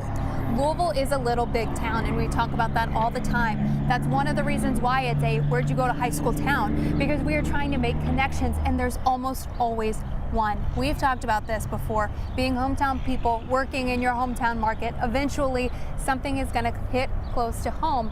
And we've discussed many times, what are we going to do when that happens? I hope that we have done a service for the people of Louisville here today, that they've bared with us as we have been on our phones trying to get more information, as we're learning more information, as we've become emotional. Not been afraid to be mad. Yeah. You know, I'm not afraid to be angry about this because it's anger inducing. Because all those people wanted to do today was go to work. And maybe share some laughs about talking about the fun conversations they had yesterday and the Easter egg hunt and all of that. And now here we are standing here talking about 4 innocent people who aren't going home tonight. And 6 people fighting for their lives. 6 people fighting for their lives. One of them a police officer.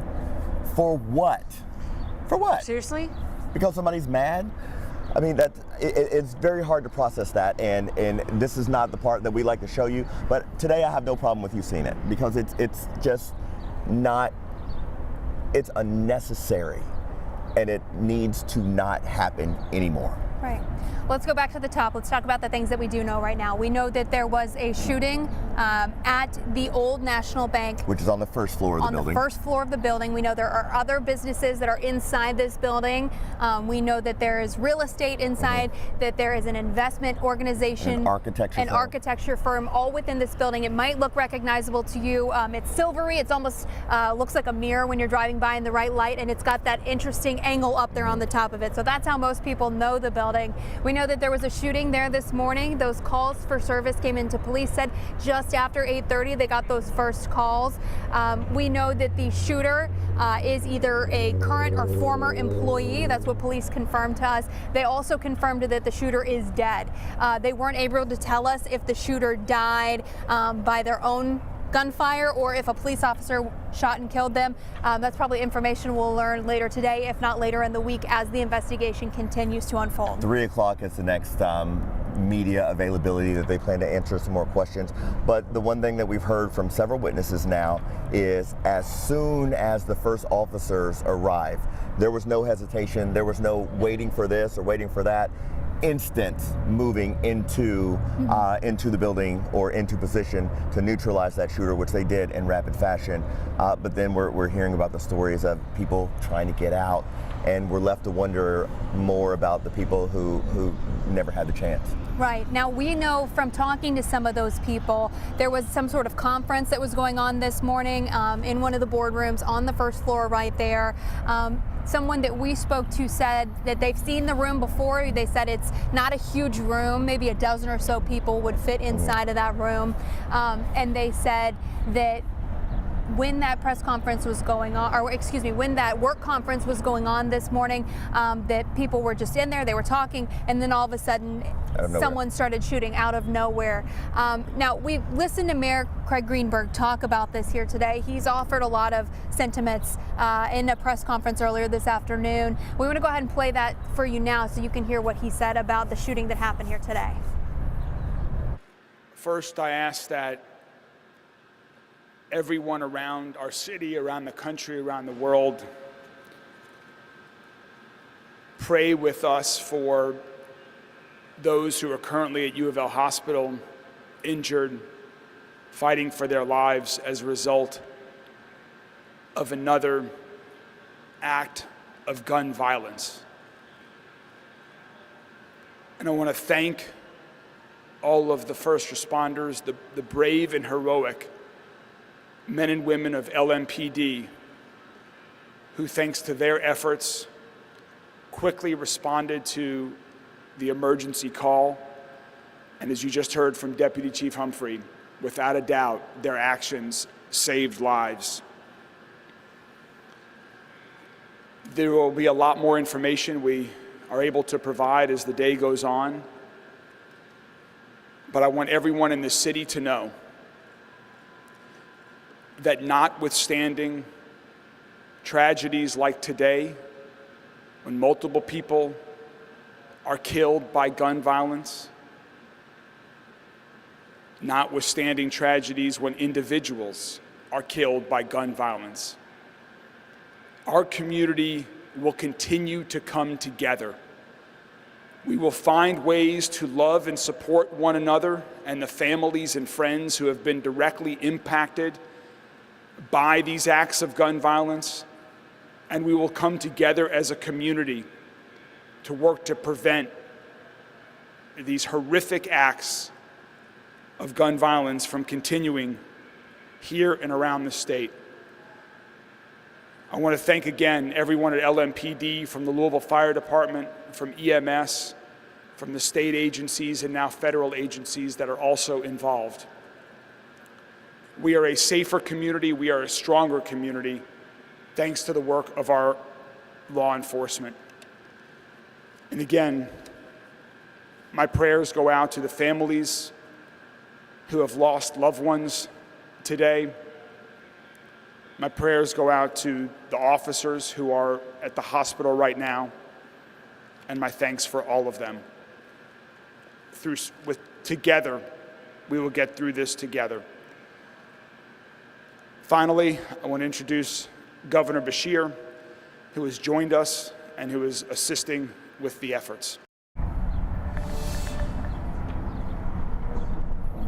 Now, one thing that is worth pointing out that we haven't touched on, but since we just heard from the mayor, for perspective purposes, he's probably one of, if not the only mayor that knows what it's like to have a gun pointed at him and fired. Remember, he was the victim of gun violence on Valentine's Day, you know, when he was campaigning for mayor, and so that shouldn't be lost on anybody when you hear him stand there and say that. Right. I can't imagine that this has to be traumatic for him. It's traumatic for all of us, obviously, as Louisvillians, as people that live and work and love this community. it's hard to think about it, but for him having that firsthand experience, knowing what the pain looks like in your colleagues' eyes, knowing what the panic feels like, I can only imagine that he is probably suffering with this himself today. Now, we do want to talk about some clarity. You want to add some clarity here? One of the things, if you were watching the police press conference, there were some different numbers being thrown around. What has been confirmed to us is 5 people are confirmed dead. And if I'm understanding the police press conference, they're saying 4 civilians and the shooter. So that 5 includes the shooter. So 4 civilians and the shooter, and then we have 6 people that were taken to the hospital to be treated, conditions unknown, and also 2 police officers taken to the hospital, one of them in surgery right now. Right, so we're not entirely sure if the 5 is the number that is including or excluding. So we are working to get a little bit more information, a little more clarity on that.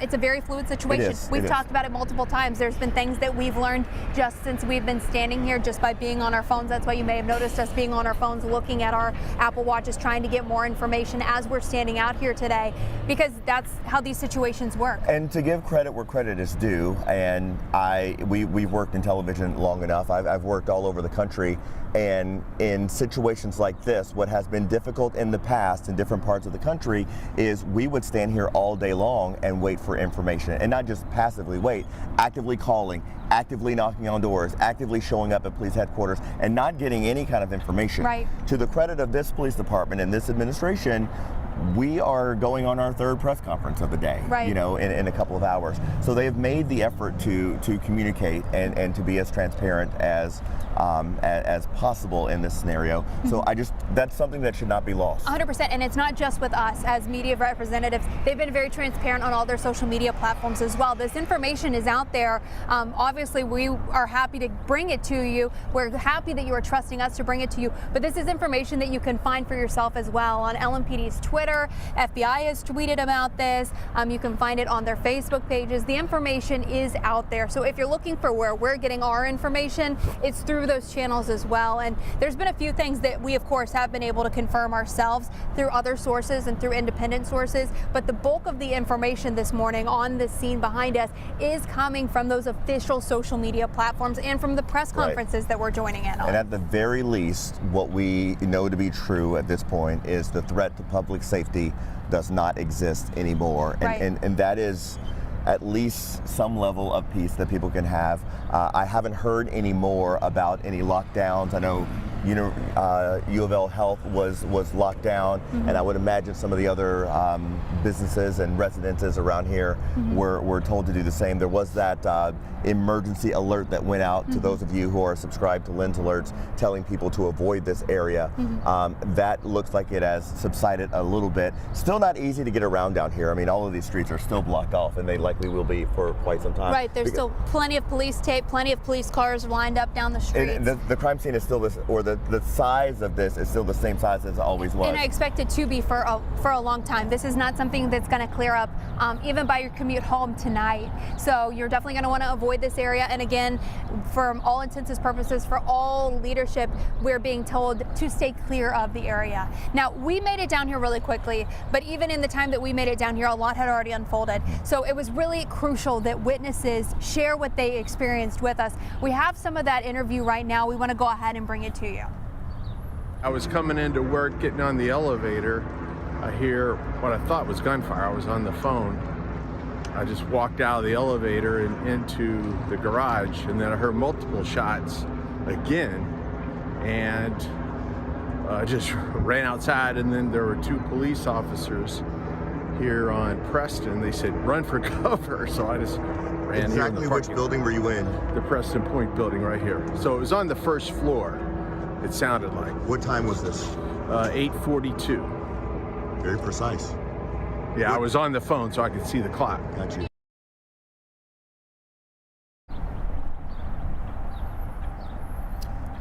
And one of the things that we also heard from Travis Breeze was there with Brooke, and he had done an interview with somebody, I believe, on I don't think it was in Slugger, the Slugger building, but somewhere inside that intersection with a clear view of the front part of that building with the conference room, and he was describing something very similar. The shooter with his gun drawn, just opening fire on people in that conference room. So just so scary to see that happen, and then of course to have that happen to you. Now, when we heard about the call just after 8:30 or so at Chestnut, right, where we work, we made our way down here. There were tons of police cars that were also responding when we were on our way down here. By the time we got here, it was probably 10 till 9. So about 20 minutes had passed since those first calls were coming in. And even in that time, police were still active down here, but the response from police was robust and it was immediate. Here's some more information about how quickly they were able to get to the scene. 3 minutes of being dispatched, officers arrived on scene and encountered the suspect almost immediately, still firing gunshots. Officers exchanged gunshots with that suspect, and ultimately that suspect did die at the scene. We are trying to confirm if that suspect died of a self-inflicted gunshot wound or was killed by officers at this time. Now, when we talk about the speed of this police response, it just throws me back to a sit-down interview I did recently with the mayor and the interim police chief when they were really under the initial part of the scrutiny of the Department of Justice investigation. And a lot of eyes were on Metro Police to see how they were going to respond to it. And what the interim chief said to me point blank is, this city has a police department that will stand up and will respond to the call, and they will do it the right way. And she said that they will do it the right way. And what we're seeing this morning is an example of that. I do want to clarify some numbers. We were just talking about, you know, the back and forth numbers between the different press conferences. What we're able to confirm now for certain is there were 4 people, 4 civilians who were killed, and then the shooter was killed. So a total of 5 people killed, and that number includes the shooter. 4 people killed. The shooter is also dead. We don't know if that shooter was killed. Correct. Or if the shooter turned the gun on himself. Great point of clarity there. The shooter is also dead, and 4 civilians, 4 people who just went to work this morning, the day after a holiday, to do their job, are also dead. Now, we do want to remind everyone we are down at the old National Bank building. This is on the corner of Main and Preston. It's just east of the city center. I mean, we're standing at the gate to Slugger Field. Right. I mean, that's where we are. It is down in the middle of everything in downtown Louisville. From where we're standing, we can see the Yum Center, we can see Humana, we can see all of the tall buildings, the tallest buildings in downtown Louisville. We are right here in the heart of all of it, and it's really difficult to think about that and think about how bad this situation could have been. This was in the middle of morning commute on a Monday morning, just around commute time, just around 8:30, and we even had some traffic getting here just from people commuting, not even from, you know, people trying to clear the area, but just people trying to get to their jobs on a Monday morning. Yeah.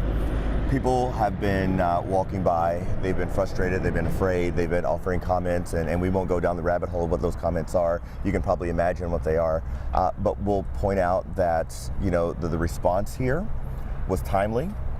We'll point out what we don't know at this point. We do not have any names of any of the victims confirmed as of right now. We will not offer an effort to offer those to you until those are confirmed by the coroner and members of their family have been appropriately notified.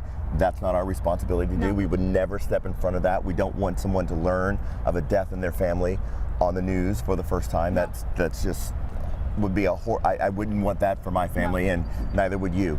But we know 4 civilians are dead as a result of this active shooting situation. We know the person identified as the shooter is also dead. We know there is a police officer, a Metro police officer, we believe, in surgery at University Hospital right now. Another police officer was taken to the hospital, plus 6 people who were inside are also being treated at University Hospital. Right. And of course, you've mentioned this too, but if anyone is just joining us, if you get on social media, you might see stuff that's starting to circulate. We always see this happen after shooting situations where people say, oh, this is, you know, this person is the shooter, or this person did this person did that. We do not engage in speculation. We are not going to share that information until police confirm it, because this is a matter of public safety. And we are not going to do things that could make people unsafe before police let us do those things. So while, yes, we have seen the posts, we know that you are looking at the posts and you're probably saying, or you might be saying, why is the news not talking about this? We are in a public safety situation now. We are going to defer to police, to the FBI, to officials on what happens from here. It's the right thing to do, and that's the bottom line. That's Absolutely. the right thing to do. The bottom line. But as we anticipate more information coming in, we're anticipating another press conference happening later in the afternoon.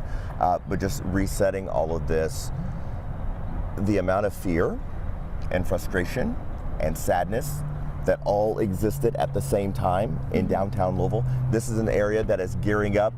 It is gearing up for its biggest couple of weeks in a year. Obviously, Thunder Over Louisville happens downtown. A lot of festival events happen downtown. What is it, on a good Thunder, more than 700,000 people are standing right in this area. And so it's valuable to the city. It's important to the city. It's part of the heart of the city. It's part of our social fabric. It's part of who we are as a community. And to have this space violated in that way is hard to accept, and it's hard to take. And it's just a terrible situation. It's really upsetting. Now, we heard from police just within the last hour. Isaiah Kim Martinez was there. He is live now. Isaiah, can you tell us a little bit more about what you were able to hear at that press conference, some of the information that was relayed through officials?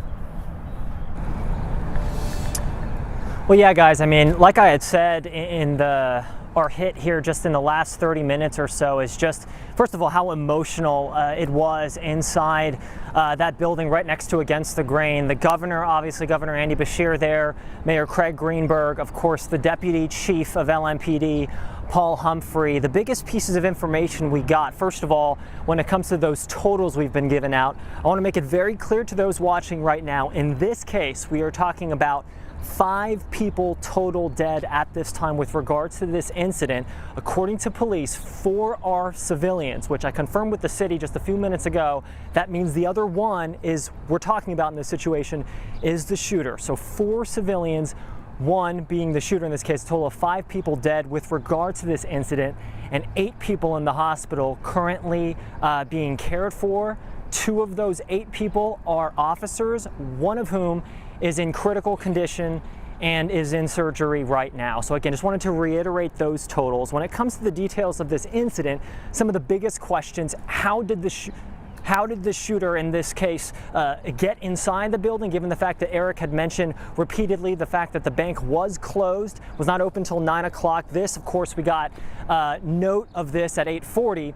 Paul Humphrey, again, the deputy chief of LMPD, said or confirmed today that this is either a former employee or what was a current employee, one or the other in this case, who was the shooter in this case. So again, a former employee or a current employee, someone who has a connection to the bank, who was the shooter in this case. Secondly, we also heard from witnesses that this potentially could be a longer gun that was seen in this case. Again, that was something that was told to us from folks who were inside.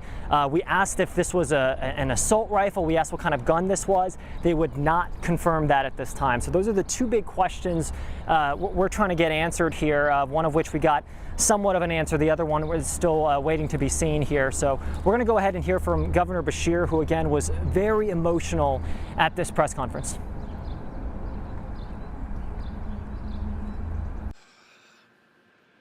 I want to start by thanking the brave heroes in LMPD and our other responding organizations.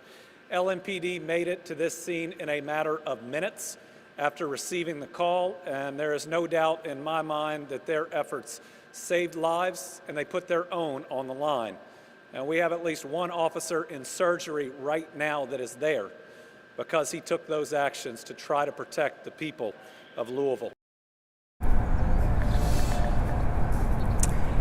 And the governor again saying that he actually, one of the people who died here today is someone that he knew, is a friend. So kind of explaining his very emotional testament here today, again calling this an awful situation and asking for the entire community to wrap their arms around each other in this moment. Guys, we're going to send it back to you right now.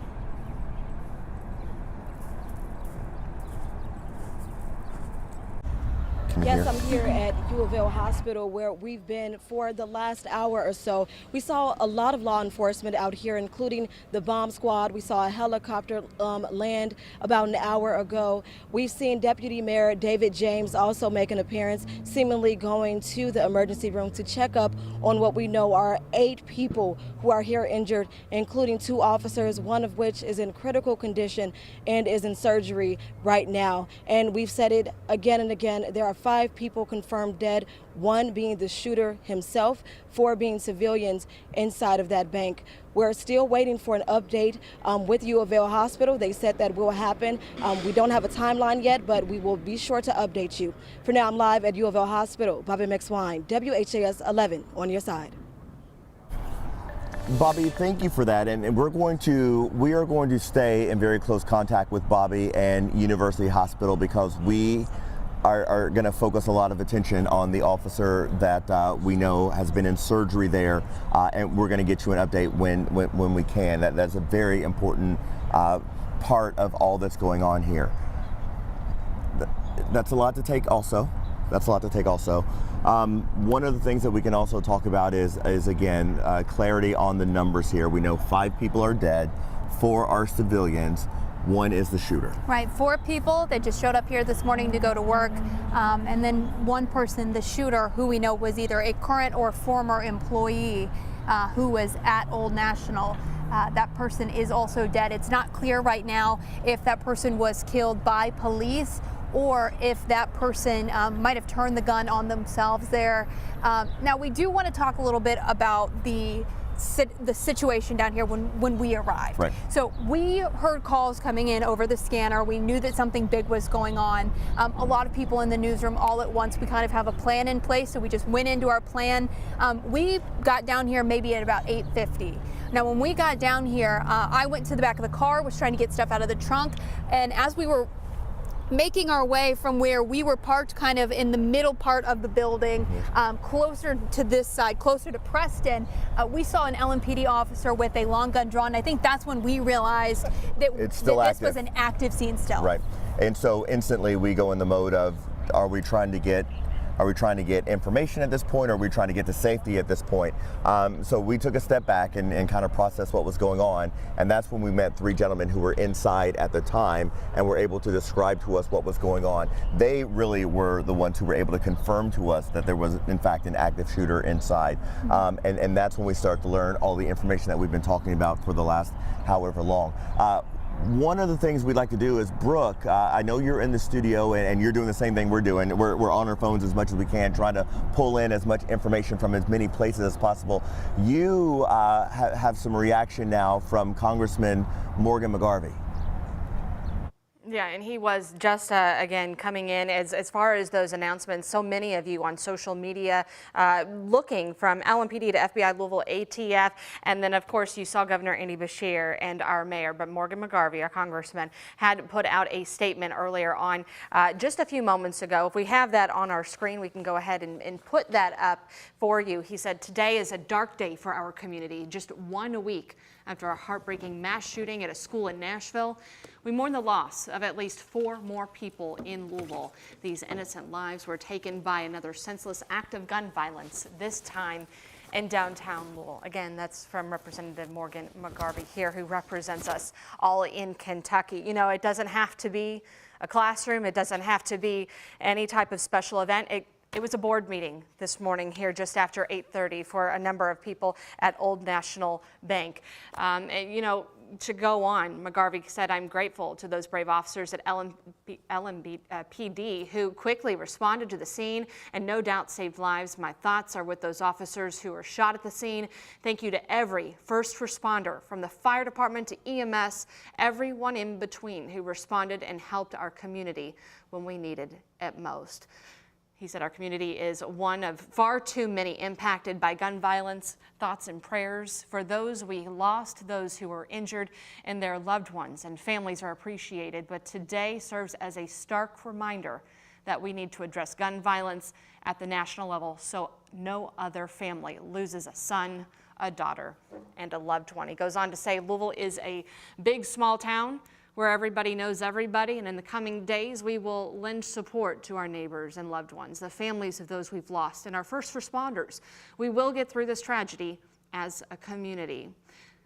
And again, this coming from our Representative Morgan McGarvey just moments ago, talking about this deadly mass shooting that happened here just a couple of hours ago, 8:30, 8:40 this morning at the Old National Bank across from Louisville Slugger Field, that first floor conference room, people sitting inside of a board meeting when a man came in and opened fire with a long gun. And from what we're seeing, possibly a current employee, if not former, but coming in and being killed there at the scene, or rather maybe taking his own life. We don't know. We just know the shooter is dead, and he took 4 people's lives, 4 civilians, and putting 8 others in the hospital, including 2 officers, one of whom is in surgery right now. Let's listen to more of that news conference. Thank you. Deputy Chief Paul Humphrey, Louisville Metro Police. Again, at 8:30 this morning, approximately 8:30 this morning, Louisville Metro Safe received a report of shots fired and a possible active shooter at 333 East Main Street at the Old National Bank. Within 3 minutes of being dispatched, officers arrived on scene and encountered the suspect almost immediately, still firing gunshots. Officers exchanged gunshots with that suspect, and ultimately that suspect did die at the scene. We are trying to confirm if that suspect died of a self-inflicted gunshot wound or was killed by officers at this time. At least 2 officers were shot during this exchange of gunfire. 1 is currently in surgery at University of Louisville Hospital. At least 4 more victims were confirmed to be deceased inside the location, as well as 8 that are now currently being treated at the University Hospital. 2 are critical, one of those being the officer. We're currently working to identify all of the victims, work with their families for reunification, and provide services to the families and the victims. The investigation, I want to reiterate, is ongoing. This will be a long scene. It will take pretty much into the night. So I still ask that the public avoid the area. I want to reiterate that there is no active threat. We believe this is a lone gunman involved in this that did have a connection to the bank. We're trying to establish what that connection was to the business, but it appears he was a previous employee. It is clear from the officer's response that they absolutely saved people's lives. This is a tragic event, but it was the heroic response of officers that made sure that no more people were more seriously injured than what happened. We will continue to provide updates as soon as possible. We will have another press briefing following this at 3 p.m. today. Okay, so taking into account what you just heard, some of the things to know here as we head into this noon hour, we have 4 people dead who were in a board meeting in a boardroom at Old National Bank in the 300 block of East Main Street when a man opened fire with a long gun, killing 4 people, sending 8 others to the hospital. You originally heard 5 dead, but we now can confirm with LMPD that among the 5, the shooter was included. So now 4 victims dead at this point, 8 hospitalized, including 2 officers. And again, this all happened around 8:30, 8:40 this morning, and we have been bringing you live coverage ever since. And our Shane McAllister is here. You know, just a grim morning to start off your Monday. We were all here watching. We've got reporters on every block of this area. And to hear it over the scanner, you can hear the urgency and the officers' voices, our dispatchers and call takers. As we learn more, too, it just makes it more and more real. I mean, you hear the words, it was in a conference room. Right. People showing up for their Monday morning, 2 officers involved in this, the people running to help this tragedy, to get involved, and again, a lot of credit for them. Both the Bashir and the mayor saying they undoubtedly saved lives today. Yeah, and we heard from witnesses who watched these officers go in. It wasn't, you know, getting there and trying to get a bunch of people as far as backup was concerned. The witnesses said they went in right when they started hearing those gunshots, and you can see that in a lot of your video. Listen to what one of the witnesses said. We have a break room, and I got in there and shut the door for a second, and then I was looking around, I opened the door to see where he was at, and I could see him still shooting. I didn't see his face. And then I took off running out the front door. Have you called your people? No, my phone's inside. Do you need my phone? I don't know I know some people's numbers. I don't know them all. I know, same. And again, just so many people that we mentioned throughout the last couple of hours dropped their phones, didn't have anything to even get in touch with their families. So I know Haley there was offering up her phone, and something I wanted to make sure we knew too going into this next hour. A lot of people on social media right now, they're saying a name, possible shooter's name. We are not going to report or confirm anything until that has been confirmed officially through Metro Police, through the coroner's office. We're not about to do that. It goes for the shooter and for the victims. There's so many reasons that this is so critical, because right now we know they're working hard to notify families, and that's not news. That's up for us to share with the entire community before the families know first. Right. And our Travis Breeze, he was speaking with witnesses as well. One man just watching all of this transpire through the glass at Old National Bank. Take a listen. And he's right up on the platform of the main floor here. And I'm just standing right here, watching like, oh my gosh, something's about to happen. And right then, just gunfire, loud gunfire erupting in both directions. The glass is shattering out of the front doors. The officer appeared to take a hit. Yeah, scary situation for people not even inside that building, but having to watch that. We know it took several minutes from the first shots to when officers got there, about 3 minutes, which is still extremely quickly, in the fact that they went in that very moment and took the shooter. And they heard the gunfire. I mean, they said that they were hearing active gunfire as they were entering the building, still pushing right through. Yeah. So again, we are bringing you this live coverage. We've done so since about 9 o'clock this morning with our Haley Minogue, our Eric King, who've been down there, our Jim Stratman, as well as Isaiah Kim Martinez, and our wonderful photojournalists who are behind the cameras getting all of this done for us and making sure we have you covered from every angle. Just a horrific scene. Again, no threat to downtown Louisville at this point. We do know that the shooter is dead. But what is going to be coming in the next hours and the next days are the names of the people that are no longer with us. Well, here we're just reaching the top of the noon hour. Should we run through exactly what we know for those who might just be turning on the TV right now? So there was an active shooter early this morning, around 8:30, 8:40 this morning, at a bank in downtown Louisville, Old National Bank. That's right on Main Street near Slugger Field. You can see here some of the latest numbers we have. LMPD confirms 5 people have been killed. 4 of those, I believe, Brooke, are civilians. One, the 5th, is the shooter in this case. We don't know how the shooter was killed, but died on the scene there. It happened at Old National Bank. We know that 2 officers were shot. One of those officers is now in surgery in critical condition. We are certainly waiting for an update there, and 8 victims taken to the hospital. And we hope that all 8 are able to come home, if not tonight, then maybe tomorrow. Our Isaiah Kim Martinez, he was at the latest news conference where we heard from both LMPD, the governor, and the mayor. We know a lot of people are here in Louisville at this point. Isaiah, what can you tell us? Well, Brooke Shea, first of all, this is about as close as I've been all morning to the actual scene of the crime. Obviously, with the crime tape extensive here downtown, I haven't actually got a chance to really get to the heart of it, at least the outside. I'm going to step out of the way just to give you a view. Again, police cars lining the streets as you would expect. Things are a little quiet right now. I mean, naturally in those first few hours, it was very, very busy. It was us asking where we'd be getting the next update from police. Of course, we got the most recent one in the building just next to Against the Grain here downtown, right near the Slugger Field, excuse me. And obviously, some of the big takeaways of this, from whether it be Mayor Greenberg, whether it be Governor Andy Beshear, as well as Deputy Chief of LMPD Paul Humphrey, is some of those totals you talked about when it comes to the 5 people dead, 4 of whom are civilians. 1 is the shooter themselves, and in this case, obviously 8 people as well being cared for in the hospital, 2 of whom are officers, 1 in critical condition. It is a very, very serious and sad situation. We still don't know exactly how many guns the shooter was holding, what kind of guns the shooter was holding. We had witnesses tell us it would look like a longer form, either gun or possibly a rifle. We asked Humphrey about this. He could not confirm or reveal what gun was being used. We do know this was either an ex-employee or someone who worked for the bank recently or up to the current point in time. So we do know there was a connection there to the bank. So these are just some of the early details. We do want to let you hear from Mayor Craig Greenberg.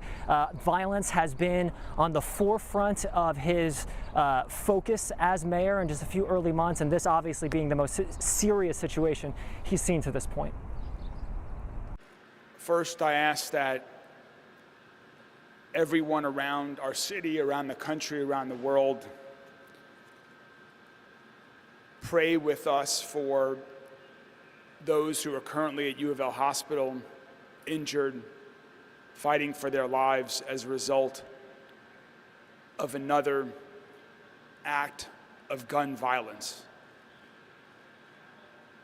And I want to thank all of the first responders, the brave and heroic men and women of LMPD, who, thanks to their efforts, quickly responded to the emergency call. And as you just heard from Deputy Chief Humphrey, without a doubt, their actions saved lives. There will be a lot more information we are able to provide as the day goes on. But I want everyone in this city to know that notwithstanding tragedies like today, when multiple people are killed by gun violence,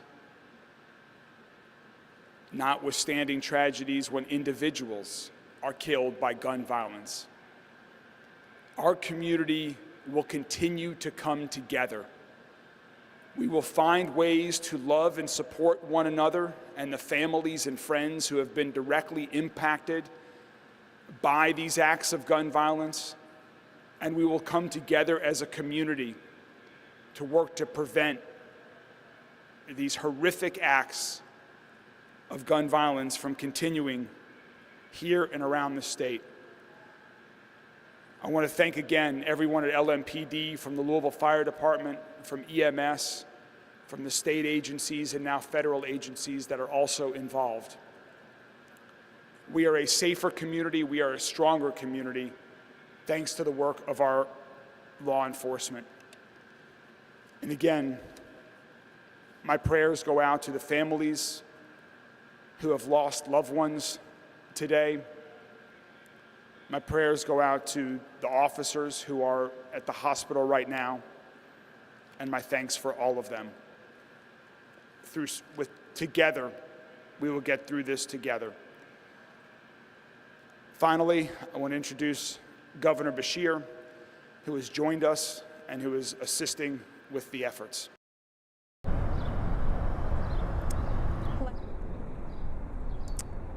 And I apologize for some of the interruptions. We weren't sure when.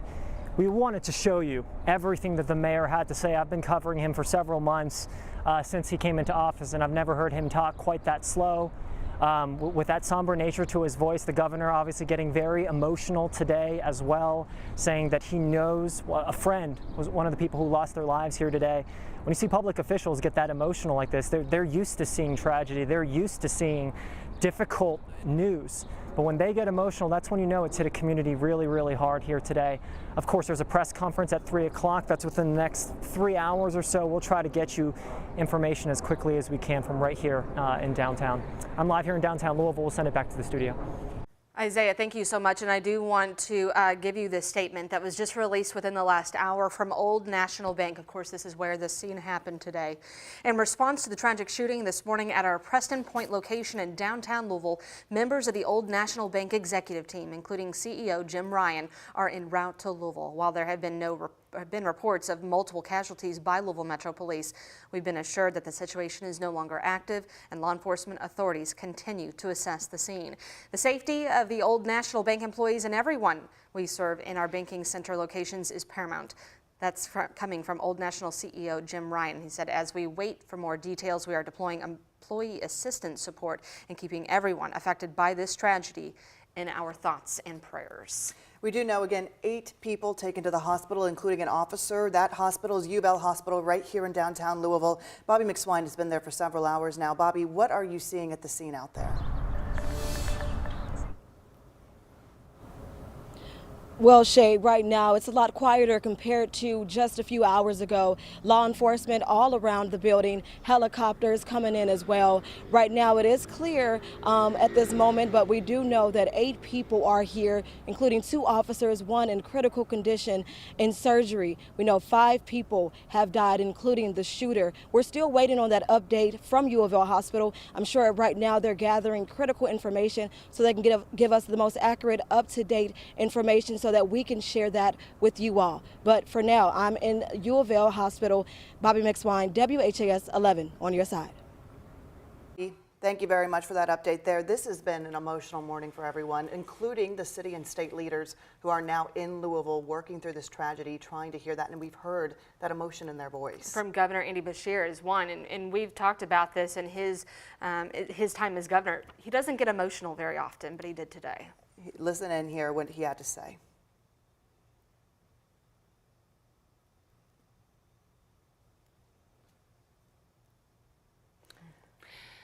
We're going to get you that here in a few minutes because it really is just incredibly emotional and tragic sound. The governor getting teary. Yeah, he lost friends today. Yeah. He lost at least one really good friend. He said another was one of those in the hospital. So this was a banking community, obviously, at Old National Bank, where he actually ran his campaign and in the office for Attorney General, and so he knew a lot of people in there. Of course, we know that there's a real estate and architectural firm that's in this this building as well. So Old National is not the only one, but a lot of people affected by knowing those who are working there today.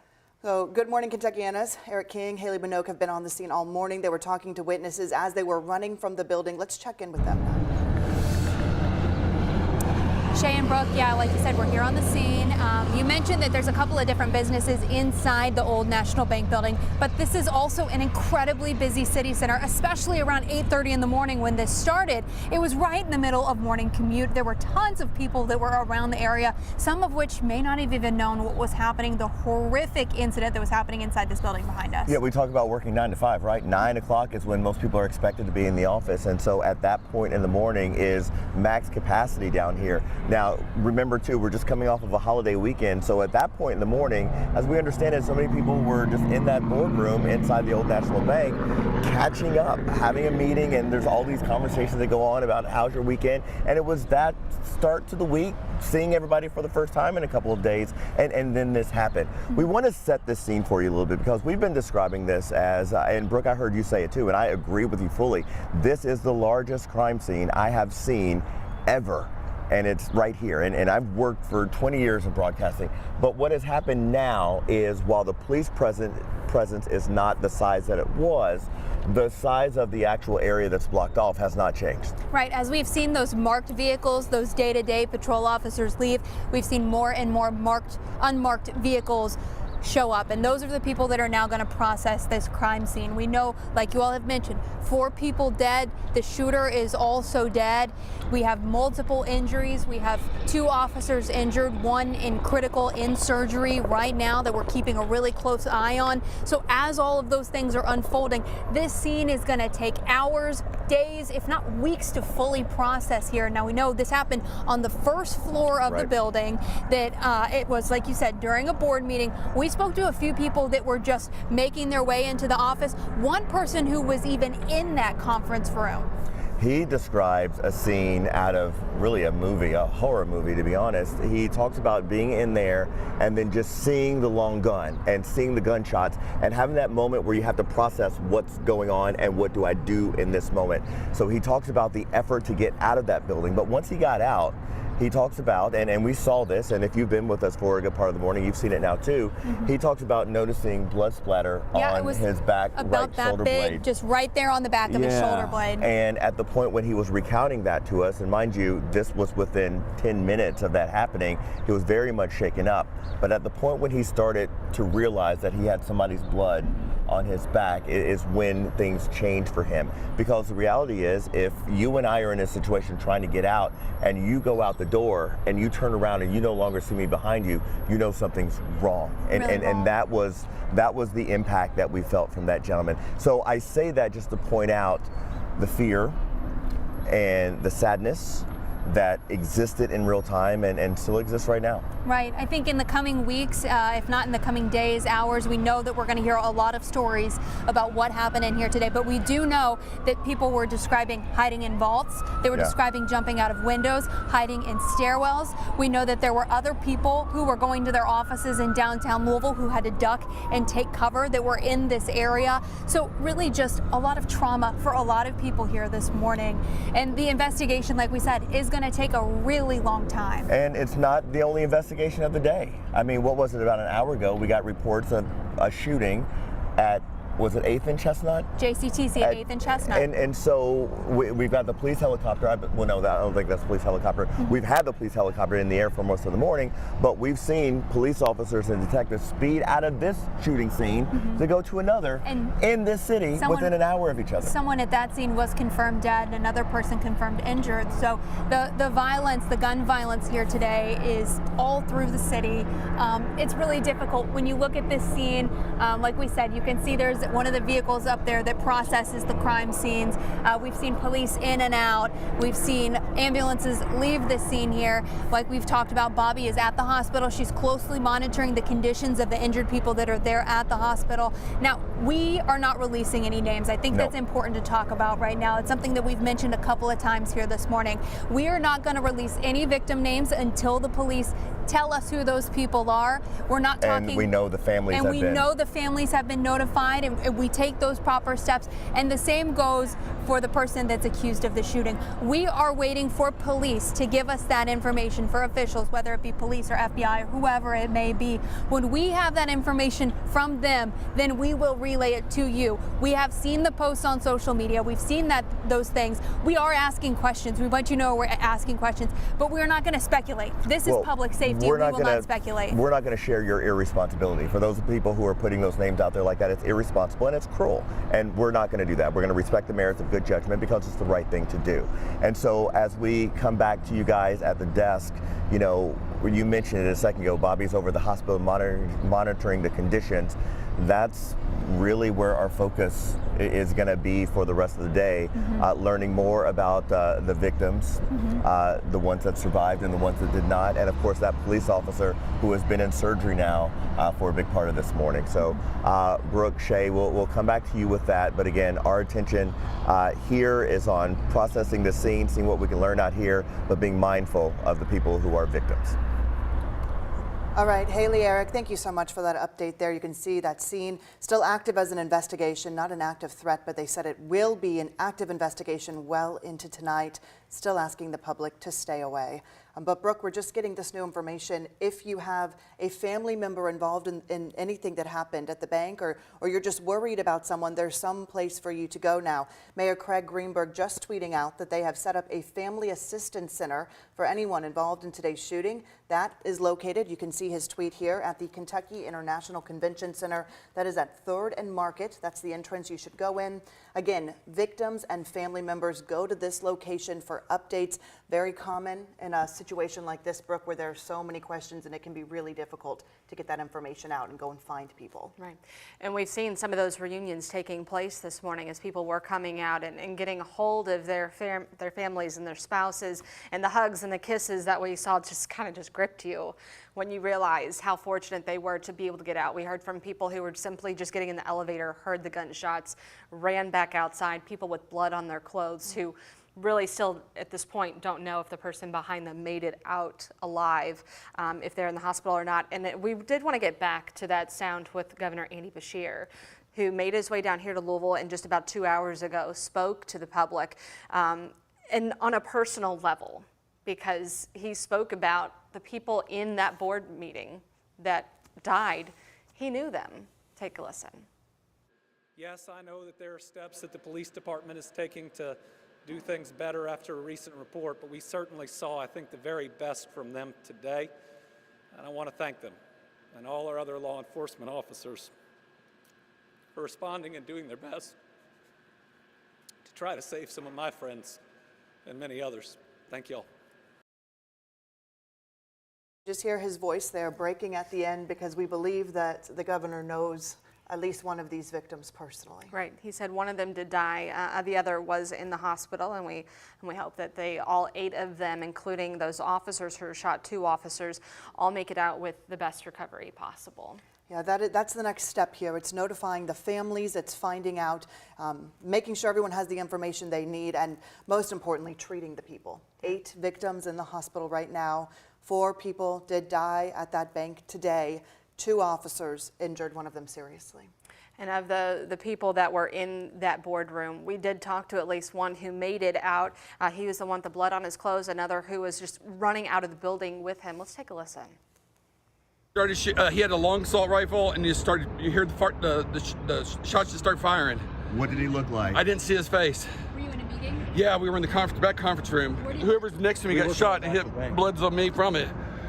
Yeah, I was in the elevator. I just walked right past the conference room where everyone was. And then I came down and I had to grab something, and then on my way back up from the elevator, I just hear this loud, I thought there was like something like dropping because they were doing some construction or some renovations in there, and yeah, I got up there and the guy was like, run, there's a shooter. And I was like, oh. Yeah. What floor was this on? It was on the first floor in the back in the conference room area. Kind of, you can see there, the middle windows right there. So like 3 over in the middle, we're all in there. I was coming into work, getting on the elevator. I hear what I thought was gunfire. I was on the phone. I just walked out of the elevator and into the garage, and then I heard multiple shots again, and I just ran outside, and then there were 2 police officers here on Preston. They said, run for cover, so I just ran. Exactly which building were you in? The Preston Point building right here. So it was on the first floor, it sounded like. What time was this? 8:42. Very precise. Yeah, I was on the phone so I could see the clock. Got you. We have a break room, and I got in there and shut the door for a second, and then I was looking around, I opened the door to see where he was at, and I could see him still shooting. I didn't see his face, and then I took off running out the front door. Have you called your people? No, my phone's inside. Do you need an iPhone? I don't know I know some people's numbers, I don't know them all. Just such emotional sound there, because it's the minutes after they're, literally running for their lives right there. If that were me, I don't even know if I'd have been able to go on camera at that point, let alone, to be able to talk to, anybody about the moments that happened. And we are so thankful that they made it out, and we're glad to, hopefully he was able to get a hold of his family. Thanks to Haley, I know she gave him her phone. But so much of this taking place, and we did just want to mention too, on a separate note, because I know this is going to be the story of the day, we had another shooting hours after this, just outside of JCTC, unrelated. Unrelated, out of the community college, right down the street here on Chestnut, just a few blocks away from our studio here at WHAS 11. It was actually happening as the most recent press conference, as the governor and the mayor and LMPD are giving us an update. There was another shooting. It happened at 8th and Chestnut Street. Initially, a lot of fear happening here when you're hearing about another shooting as we're investigating a mass shooting, but they did say no active aggressor. They said now we know that there was 1 person who was killed in that shooting and a 2nd injured. Yeah, so we did just want to give you brief information on that we are talking about both scenes here, but again, very separate. So 1 person dead, 1 person injured in that shooting outside JCTC. We'll keep you updated as more information is released on that. But again, back to this breaking news of the day. 4 victims sitting in a board meeting. 4 bankers sitting in a board meeting out inside the old National Bank there in the 300 block of East Main Street, when a man, apparently a former or current employee of that bank, opened fire on them, and 4 are not coming home tonight. We know 8 people are still in the hospital. Isaiah Kim Martinez has been following this all day long from the scene, and actually moving scenes as police have moved them around. Isaiah, what can you tell us right now? Well, Shay, Brooke, I really want to touch on that separate shooting real quick. Just the fact that this was all going on around the same time. We had, of course, gotten word about the shooting on 8th and Chestnut, right near JCTC. Deputy Chief Paul Humphrey was asked about that at this press conference. And of course, you can imagine as he was trying to get the details together for this shooting, he said, we're working on this right now, we'll get you the information. I mean, this isn't a department that is stretched thin as it is, hundreds of officers short, and are dealing with a mass casualty situation. and then are called to a very separate situation, another shooting, a fatal shooting, just intersections down. I mean, just from a human perspective, just speaking to the severity on this is just hard to put into words. Back to this event here, obviously today, what you're looking at behind me is, again, the consistent police presence. We continue to see not a lot of cars have moved at this point. We still see plenty of flashing lights right in front of the bank building. We do know that these streets are still blocked off at this time. So this is right now Main and Jackson is still blocked off. You can't get onto Jackson from Market Street either. So they're basically keeping this whole area secure. We had to walk over from Hancock and Main Street, quite a few intersections down. So they are keeping this area as secure as possible as they work to continue to investigate. We, of course, have so many questions on this. We're still fairly early in all this. So, I mean, the question of motive, of course, is almost too early to even say that, but it is something that is on our minds right now. Louisville has been a city, from my experience covering, and Shay and Brooke can attest to this as well, we see a lot of one-off shootings. We see one person, 2 people shot or killed at one time. Not to lessen the severity of that by any means, but this is something that is territory that none of us have been in, at least in this city, in the metro here. So again, really something that police here, many of officers, haven't had to deal with, at least not to this severity. So again, the motive is one of the big questions. Guns used, those details haven't been talked about either. We do know it was a potential former employee connected to the bank in some way, shape, or form, according to LMPD. So we'll really have a lot of questions left in the next couple hours. The next update is at 3 o'clock. So, you know, in most other situations, we'd be going around, you know, talking to people. But right now, we're kind of staying put here to see if and when next updates happen. We do want to emphasize the fact that there were heroics done here from those officers. The mayor, the governor, the deputy chief said if it weren't for these officers acting, more lives could have been lost. We want to go to that exact soundbite right here. It is clear from the officers' response that they absolutely saved people's lives. This is a tragic event, but it was the heroic response of officers that made sure that no more people were more seriously injured than what happened.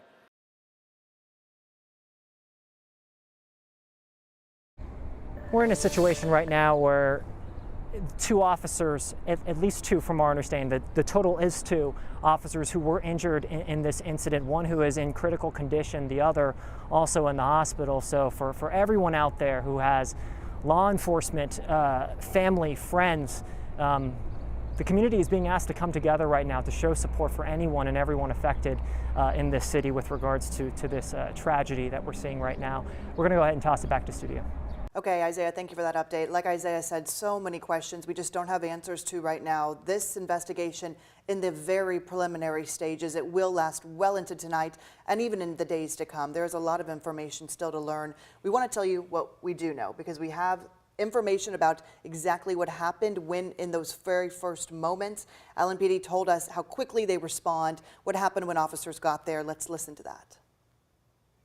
3 minutes of being dispatched, officers arrived on scene and encountered the suspect almost immediately, still firing gunshots.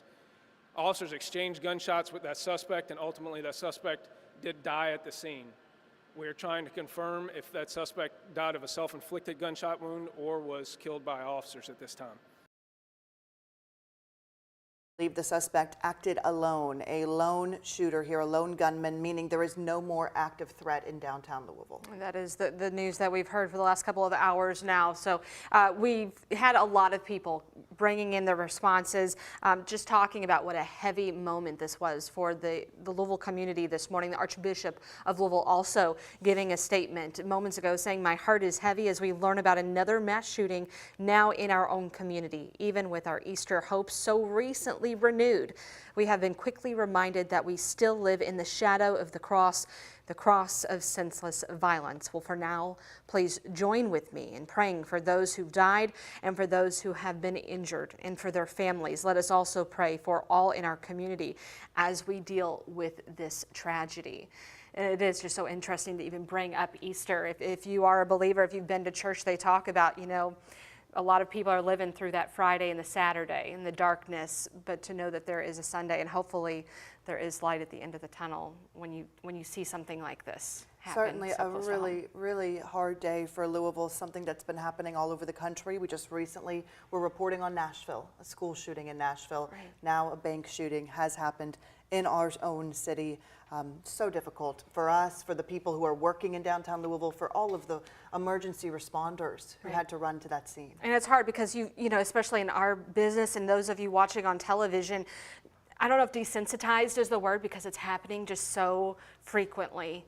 And then it hits home, you know, and then we want to go back just real quickly to that JCTC shooting. Again, this happening just hours after the bank shooting this morning. JCTC has just released a response today saying all campuses are clear and closed for the day out of respect for those involved in the shootings that have occurred in our city.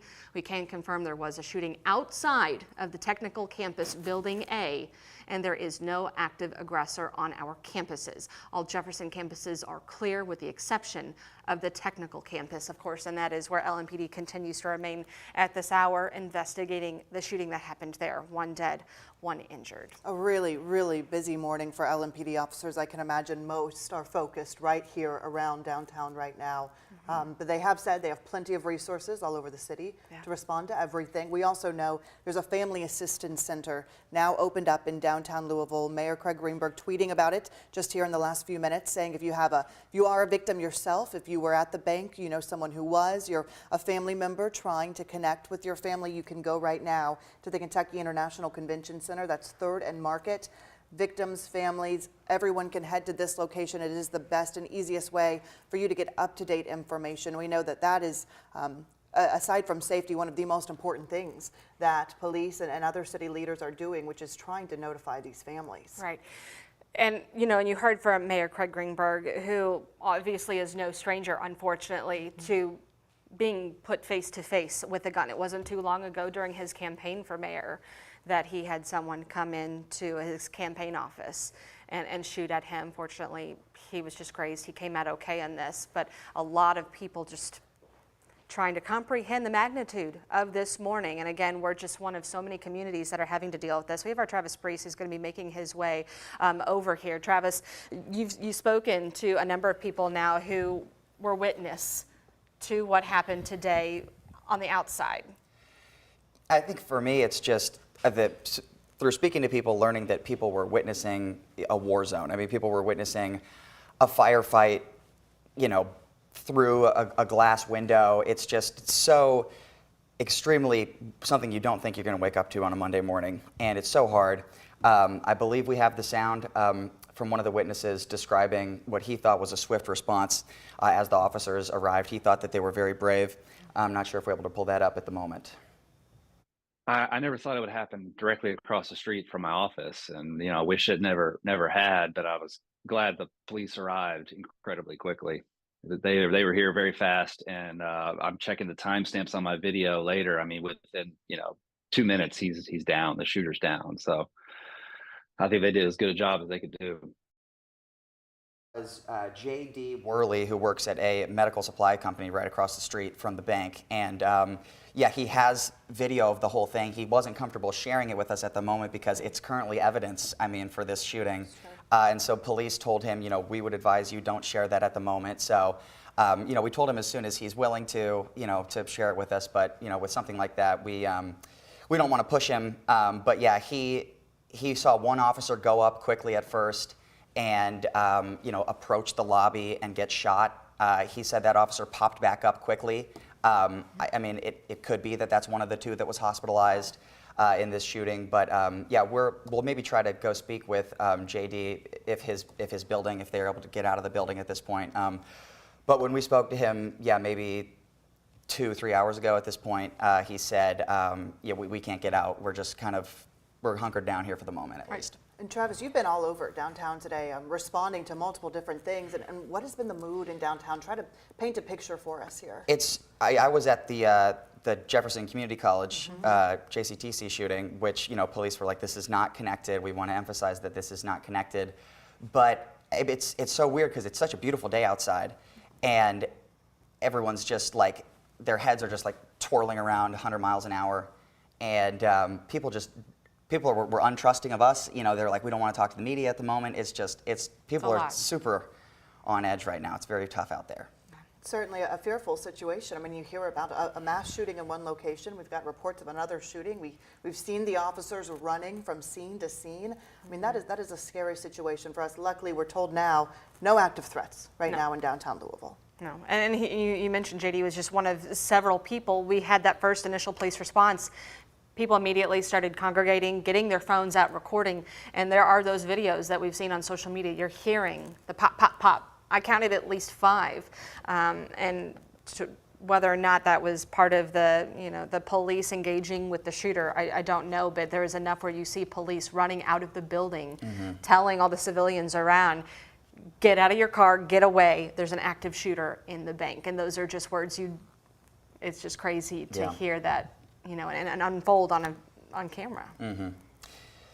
Yeah, I don't know how people who live and work in that area are going to feel, the next week, when they go to work, when they go to Louisville Bats game. It's just, you don't know how long this is going to stick with us, I guess. We've seen a lot of reports here on social media of other businesses just closing down for the day in downtown Louisville. We know that JCTC closed down for the day. I'm seeing other businesses saying, don't come to work if you haven't gotten here yet. If you've left for lunch, go home. It sounds like the downtown area just shutting down right now. Just needing a breather and to take all of this in.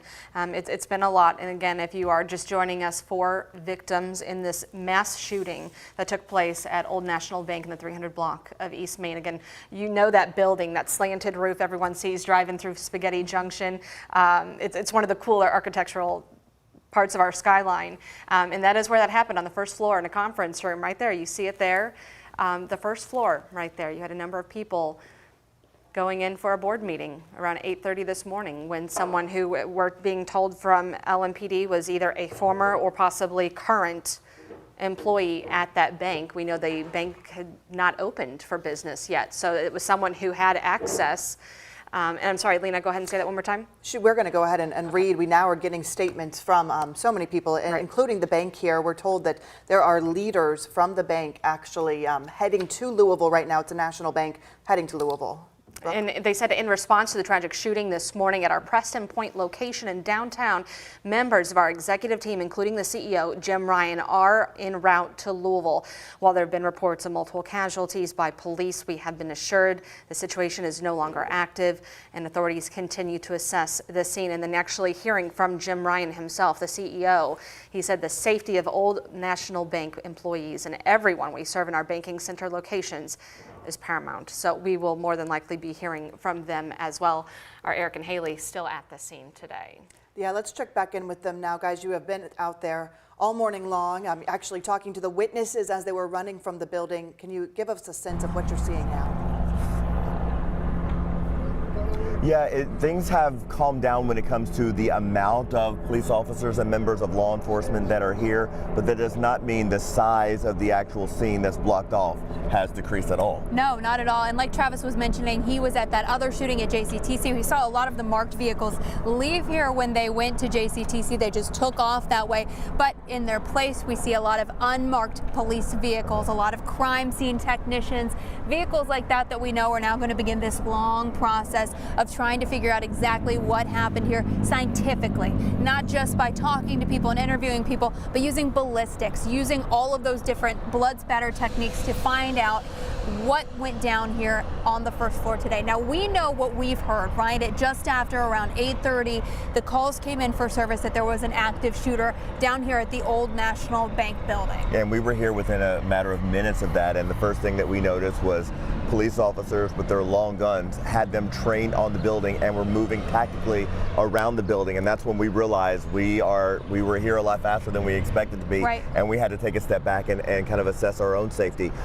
But in doing that, in obeying the request of Metro Police to get to a safe place, we found 3 people who were really trying to do the same thing, only our stories were vastly different. We were there trying to get a story. They were running for their lives, and that's what we found out during the confines of our conversation conversation. One in particular talked about being inside that conference room and seeing the long gun come in and start firing. And that's when you have to, in a very cerebral way, very quickly decipher what's happening and figure out how to best save yourself. And that's when he and as many people as could made every effort possible to get out. And he even talks about having blood splatter on his back right shoulder blade.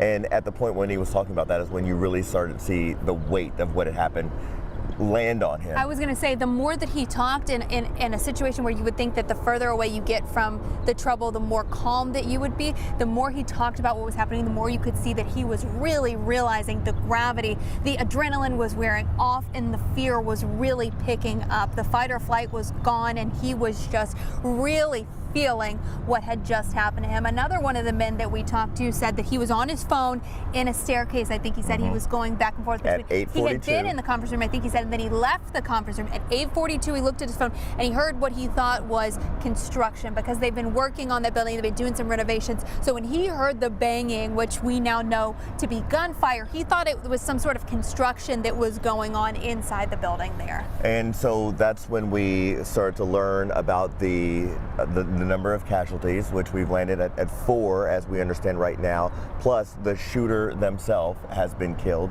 And then we have a number of people over at University Hospital that are being treated, particular concern being paid to the police officer who has spent a large amount of this morning in surgery. No update on the condition of that officer as of right now, but our minds continually go in that direction. Right, we've been hearing that the officer is in surgery. The condition is critical. We know another police officer was also taken with non-life-threatening injuries, is what we were told, non-life-threatening injuries to the hospital. The hospital went on and off of lockdown a couple of times this morning, which kind of gave us an early indication that a police officer might be hurt. We know that the hospital going into lockdown, not only in its proximity, but we were hearing after the fact, after we were aware that this scene had calmed down a little bit, that the hospital had gone into lockdown. So that kind of makes a couple of alarm bells go off in our heads. We've been working on the streets long enough to know that when lockdown is happening after the fact, sometimes that is what is being indicated there. People are angry. People are afraid. Both of those things can be true at the same time. We know that this is an area that is very congested, especially at 9 o'clock in the morning on a Monday. This is the heart of the business district. We also know, we've heard a lot of people say, oh, well, I don't feel comfortable in downtown. And I don't know that that's a fair thing to say, because what we're learning from not just this shooting, but we're aware of what's been going on around the country. There's really no rhyme or reason to it. So it's not I'm not going to go to downtown, or I'm not going to go to this part. That's not a thing. That doesn't exist. This is the heart of the social fabric of our city. There's going to be 700,000 people down here in 3 weeks celebrating the largest annual fireworks show in North America. As you brought that up earlier, I was thinking, wow, I was down here on Saturday at a game. I've gone to games here before. I was at Lynn Family Stadium for a game. I comfortably have gone to multiple events down here.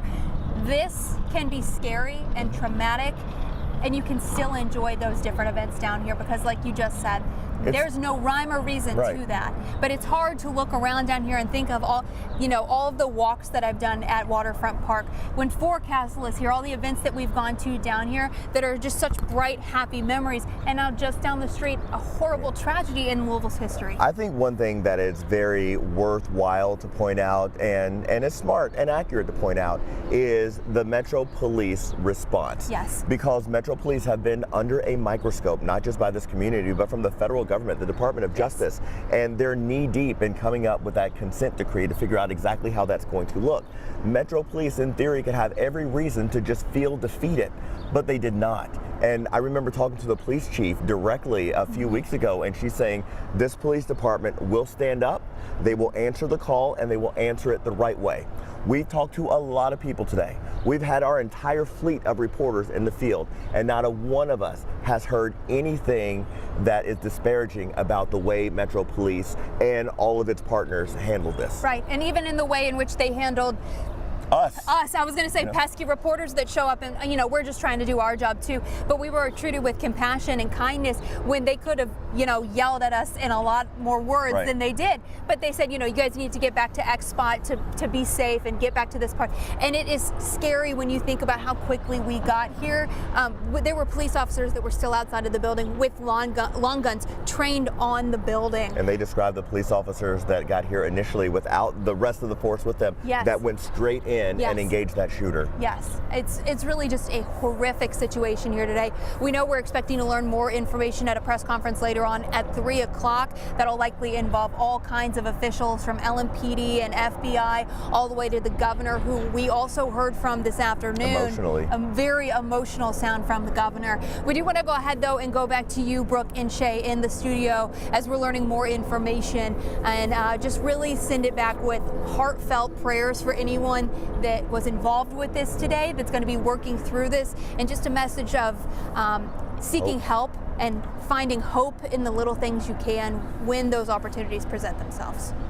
Okay, well said. Haley, Eric, thank you so much. Now, we do want to fill you in on what we know about the victims, which is very little right now. We know 4 people shot in the bank, dead in the bank, 8 people taken to the hospital. And what little information we have, Mayor Craig Greenberg has talked a little bit about the victims today. Everyone around our city, around the country, around the world, pray with us for those who are currently at U of L Hospital, injured, fighting for their lives as a result of another act of gun violence. It's a hard one to take in, and we've mentioned this too with Mayor Craig Greenberg knowing very well what it feels like to have a gun pulled on you, when he had that same thing happen somewhat during his campaign in his campaign office. So he knows. He has been fighting here in Louisville to get things done. I know there's a debate, but today it's going to be all about the victims. It's going to be about these 4 people who went to work and are not coming home, and the 8 others who are in the hospital right now. And our Bobby McSwine has been there for the last few hours, just kind of keeping tabs on the families going in and out. We know 2 officers, Bobby, are among those who were injured. What have you seen? What do you know at this point? Well, we've seen dozens of law enforcement come in and out of the hospital. We also seen members of the bomb squad. We also saw Deputy Mayor David James come to make an appearance here at that hospital. We know that there are 8 victims, 2 of which are officers, 1 in critical condition in surgery. 5 people did not make it to this hospital. 4 were civilians, like you said, just going to work this morning and did not make it out of that bank alive. Now, we have been waiting for an update from U of L Hospital. They just let us know minutes ago they will instead join the 3 p.m. press conference with Mayor Craig Greenberg and Governor Andy Beshear. Dr. Jason Smith is expected to give an update about what's going on here at this hospital. As I've said, I suspect that we've been waiting because they want to give us up to the minute information about what is going on here at U of L Hospital. We will continue to provide this coverage online for you. Please stick with us. For now, I'm live at U of L Hospital, U of L. Bobby McSwine, WHAS 11 on your side.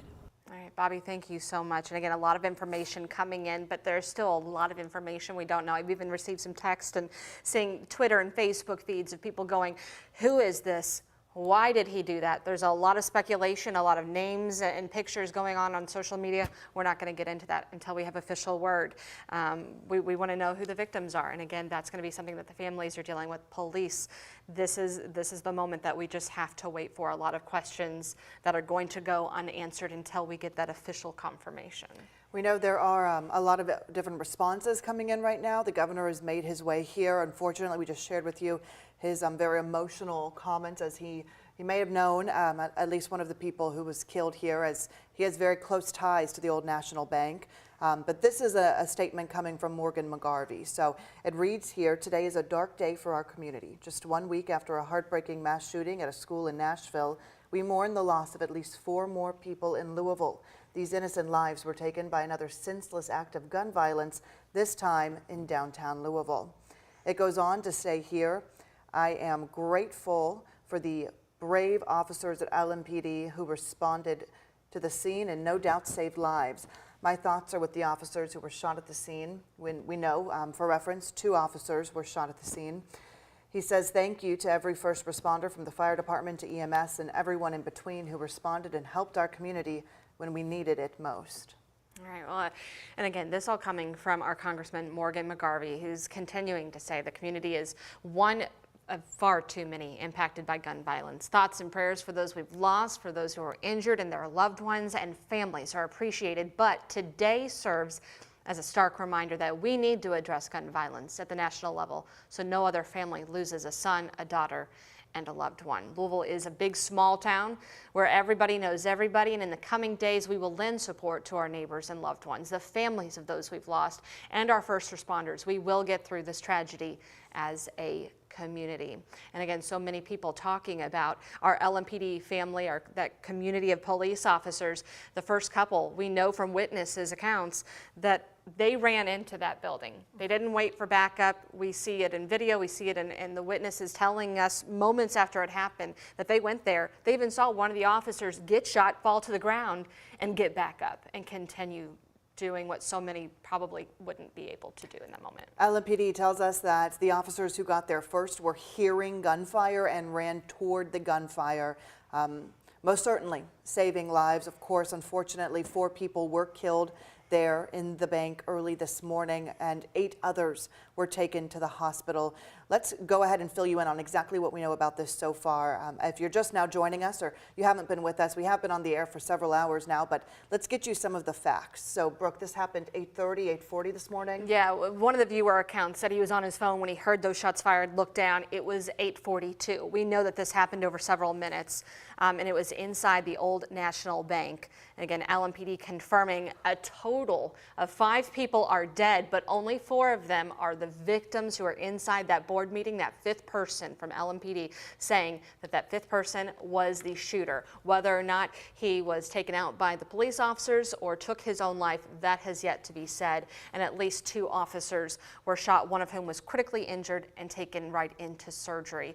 And we do know that there has been a family assistance center set up for anyone involved in today's shooting at the Kentucky International Convention Center. That's at 3rd and Market, the entrance there. Anyone who has a victim, if you're a family member, if you are a witness to this, please go to that location for those updates. And now we want to get out to Isaiah Kim Martinez. Isaiah Kim Martinez, he has been following this all morning long. He has been involved in all of the press conferences, getting the latest information. Right now, it is just a waiting game for us. We, like you, are seeing a lot of stuff on social media, but we are only reporting what we're hearing confirmed from police, from the governor, from the mayor. Isaiah has the latest on that. Isaiah, have you learned anything new? What can you tell us here right now? Well, Shay, it's basically that Family Assistance Center, which is obviously so important in this situation, not just for families or people directly affected, but those who know someone who is. I mean, this is for anybody. Our Grace McKenna has actually been giving us updates from there. She says she hasn't seen any foot traffic flow in and out of the convention center just down the road here in downtown. So not just yet, but it's taking a while for this information obviously to circulate. The mayor tweeted about it. I'm sure he's put it on all his social medias, emailed it out, I'm sure, to all his folks to get it out to as many people as possible. So of course we want to stress that information. As far as some of the details of this shooting, of this tragedy in this case, we don't know much more than what we were given in that press conference.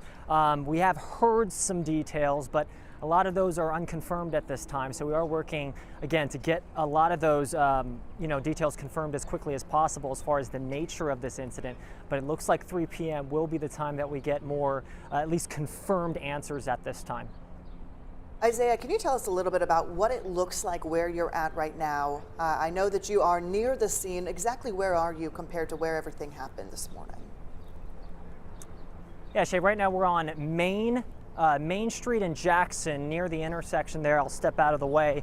We're basically in front of the bank itself, or where the bank is located inside. So this stretch of Main Street going all the way down west in this case is blocked off significantly. We actually had to stage, the media had to stage quite a few intersections going kind of towards Jackson Street along Main. We were situated over by Hancock, so we're basically right here close to Slugger Field and Against the Grain restaurant here downtown. So this is where we've been over the last hour or so, hour plus in this case. And this is what we're looking at. The way I would compare the energy now to where it was before, it's a lot more quiet. It's almost very, very solemn right now. Initially, it was kind of go, go, go, go, go. We saw police officer cars going. The media, us, we were trying to get to the next press conference, but things have calmed a little bit, but by no means in a positive way, just calmed in kind of more of a sense of letting everything set in, ourselves included. We were told from the beginning that they had believed this was a lone active shooter. And then we also learned around that 10:30, 11 o'clock news conference that he died at the scene, that he was taken down or took his own life within minutes of this initial shooting, but really an hour and a half later is when we got that confirmation. Do you know if anyone asked officials about why there was such a time span in between when we thought there might still be an active threat to the downtown Louisville area? We had about 3-4 minutes, I would say, to get a few questions in. Unfortunately, Brooke, that was not one of the ones that was asked. I'm sure it will be asked, if not from others, from us here today, as far as what led to kind of those discrepancies and maybe the time span from one update to the next. But as we all understand, and this has been consistent with the way LMPD has operated for some time here when it comes to these incidents, they do not want to jump on information too early and say something that isn't true and then have to retract that. So even in this case, we've had active aggressor before it was said active shooter. In this case, we gave the total number, but we didn't update until later that one of the 5 dead was actually the shooter in this situation. We of course learned later also that the shooter in this case also has a connection to the bank itself, being a potential former worker here. So a lot of the wording of this will continue to get updated as we go forward, and my understanding is that's why it's taken some time, at least from a police perspective. They're on the scene, Isaiah, typically in a situation like this where you have a really active, or large crime scene. They bring in a mobile command center. Have you seen that happen here today? And have you seen other agencies coming to Louisville, perhaps Shepherdsville or Jeffersontown on scene? Well, the one actually right behind me, you can actually see it once the van moves out of the way. That is a command unit from my understanding. It's hard to read from this. Alyssa can probably zoom up and give you a better idea, but that is what we saw drive up about, say about 20-30 minutes ago. There is something going on right now with a van backing up, and I'm not exactly sure, but that is the center right now of where information is being sent to and from, at least from our point of view. Again, we've been staged here for a bit now, so that's what we're looking at least at this time. That looks to be the main command unit. Right, and we assume that the coroner is going to be on scene for much of that as to whether or not that's what the van is. But our Isaiah Kim Martinez, again, at the scene, he has been there for the last few hours now, as all of us have just been focused right there on the 300 block of Main Street for what's going to be taking shape here. And we know that this investigation is going to last well into the night. If you are anywhere around Louisville Slugger in that downtown area, you're not going to be getting in and out if you are just the general public at this point. They say right now there really is no reason for anyone to be coming downtown. That is, unless you work at the bank, you know someone who works at the bank and you're looking for information. You can go to the convention center down there on Market if you are interested in that. So we did hear from LMPD just about an hour and a half ago. We want to give you a listen into that so you can have the most up-to-date information. Thank you. Deputy Chief Paul Humphrey, Louisville Metro Police. Again, at 8:30 this morning, approximately 8:30 this morning, Louisville Metro Safe received a report of shots fired and a possible active shooter at 333 East Main Street at the Old National Bank. Within 3 minutes of being dispatched, officers arrived on scene and encountered the suspect almost immediately, still firing gunshots. Officers exchanged gunshots with that suspect, and ultimately that suspect did die at the scene. We are trying to confirm if that suspect died of a self-inflicted gunshot wound or was killed by officers at this time. At least 2 officers were shot during this exchange of gunfire. One is currently in surgery at University of Louisville Hospital. At least 4 more victims were confirmed to be deceased inside the location, as well as 8 that are now currently being treated at the University Hospital. 2 are critical, one of those being the officer. We're currently working to identify all of the victims, work with their families for reunification, and provide services to the families and the victims. The investigation, I want to reiterate, is ongoing. This will be a long scene.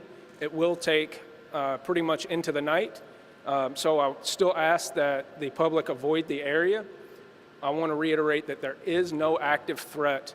We believe this is a lone gunman involved in this that did have a connection to the bank. We're trying to establish what that connection was to the business, but it appears he was a previous employee. It is clear from the officer's response that they absolutely saved people's lives. This is a tragic event, but it was the heroic response of officers that made sure that no more people were more seriously injured than what happened. We will continue to provide updates as soon as possible. We will have another press briefing following this at 3 p.m. today. And just in the last few moments, we got some really encouraging updates from U of L Hospital. That's where multiple patients were sent from the bank to the hospital. And some of those numbers just now coming in that U of L treated a total of 9 patients. 2 were officers, 7 were civilians. And one of those officers who we've spoken about is still critical, with critical injuries. We were told they were taken right into surgery earlier.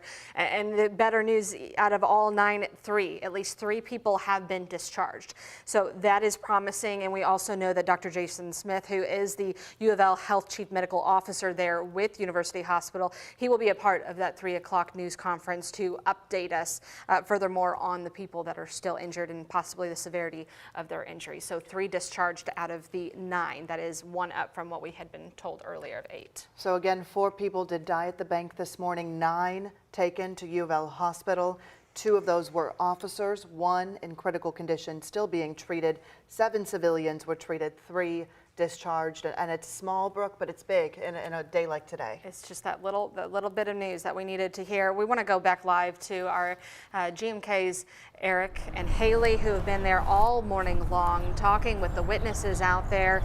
Some good news, but still just a really horrific morning that's only just now settling in as to this happening in our backyard, guys. Don't hesitate to point out the good news. I mean, I think that's where we are. We're happy to hear any kind of good news like that, because there have been points in the morning where we weren't sure that was going to be the case. Right. As soon as you said that, Brooke, I was like, okay, that's good. That's good. You have to find those little glimmers of hope to really work through a situation that is such a traumatic event happening. And like you guys said, right in our backyards, it's really difficult to think about it. And it's really especially difficult now that we're sitting here really processing through as the scene is clearing out exactly what they went through today, what we witnessed here today. We heard about this just after 8:30, and we made our way here immediately. I mean, we were out the doors of the station within 5 minutes on our way down here. I don't even think we realized how quickly we got here. Truly. Because the first thing that we saw were officers with their long guns trained on the building and moving in tactical positions around the building. And then we met 3 people that were inside the conference room, or 2 of them were inside the conference room at the time that the shots were going off. And what they described to us was just this fear and concern and blood splatter on one of their shoulders from one of their friends or coworkers who we still don't know who that person is. Right. Then we hear from the governor, who's explaining to us that his personal connection to this, he knows, I believe, 2 of the people who lost their lives here. So it's one of those mornings where we are processing something that we see and we talk about all the time around the country. And I don't say that lightly, but we do see and talk about it around the country all the time. But this is home. This is us. These are people that we are going to know on some level. We are going to be affected by this in some way. And we've got a police officer fighting for his life over at University Hospital at the only trauma center in the area. And one of our politicians made a statement and said that Louisville really is a little big town, and that's never been on more display than when you listen to Governor Andy Beshear, the governor of the Commonwealth of Kentucky, talking about how he knew one of the people injured and one of the people killed here today. It's so difficult to think about the governor himself being so emotional, because this is where he ran his AG campaign. We know that there's multiple businesses in this building, but he did say that Old National, that is his bank. That is the bank where he chooses to do business. So he knew these people. We all have those people in our lives, whether it's your barista, your bank teller, maybe it's your hairdresser. Those are people that you don't think about in those situations and in those settings until something like what happened today happens. And now we just kind of try to think as thoroughly about the people who have lost their lives, the people whose families are going to be getting that call today, the people who currently know I have not yet talked to my brother or my wife, my husband, whatever it is, that are spinning in their heads right now, fearing the worst, and we know that that phone call is coming. Yeah, I just can't imagine that pain, that trauma. It's something that we talk about in Louisville a lot, the trauma that is associated with gunshots, just hearing gunshots, but then living through a situation like this. We all the time say non-life-threatening gunshot wound, but any gunshot wound is causing a trauma. It is causing a deep wound even after you're discharged from the hospital. So Brooke and Shay, we know that you guys have some questions that you'd like to ask us. We're ready to answer anything that you might have to throw our way. Just still sinking it all in, but you know, you mentioned that I've spoken with our U of L trauma surgeons talking about the non-life-threatening versus life-threatening, and really when it comes down to it, every single one of those victims there today is going to suffer something that's going to be more than just those injuries, whether it's mental, physical, you know, life-threatening versus life-changing. They're life-altering. Right. You know, you could be paralyzed. You just never know what that means to them. I think we should have a bigger conversation about this at some point, because you're absolutely right. We say non-life-threatening gunshot wound, and maybe you lived through it, of course. I get the point that we're making, but you're right. The trauma that's associated with that.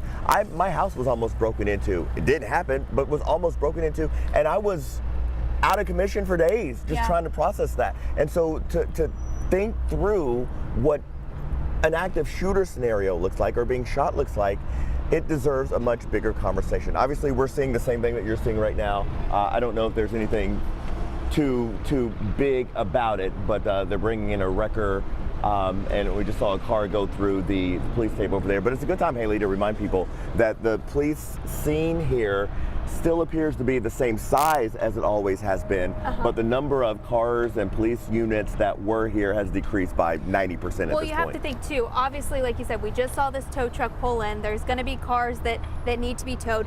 4 people who drove here that will never get those cars back.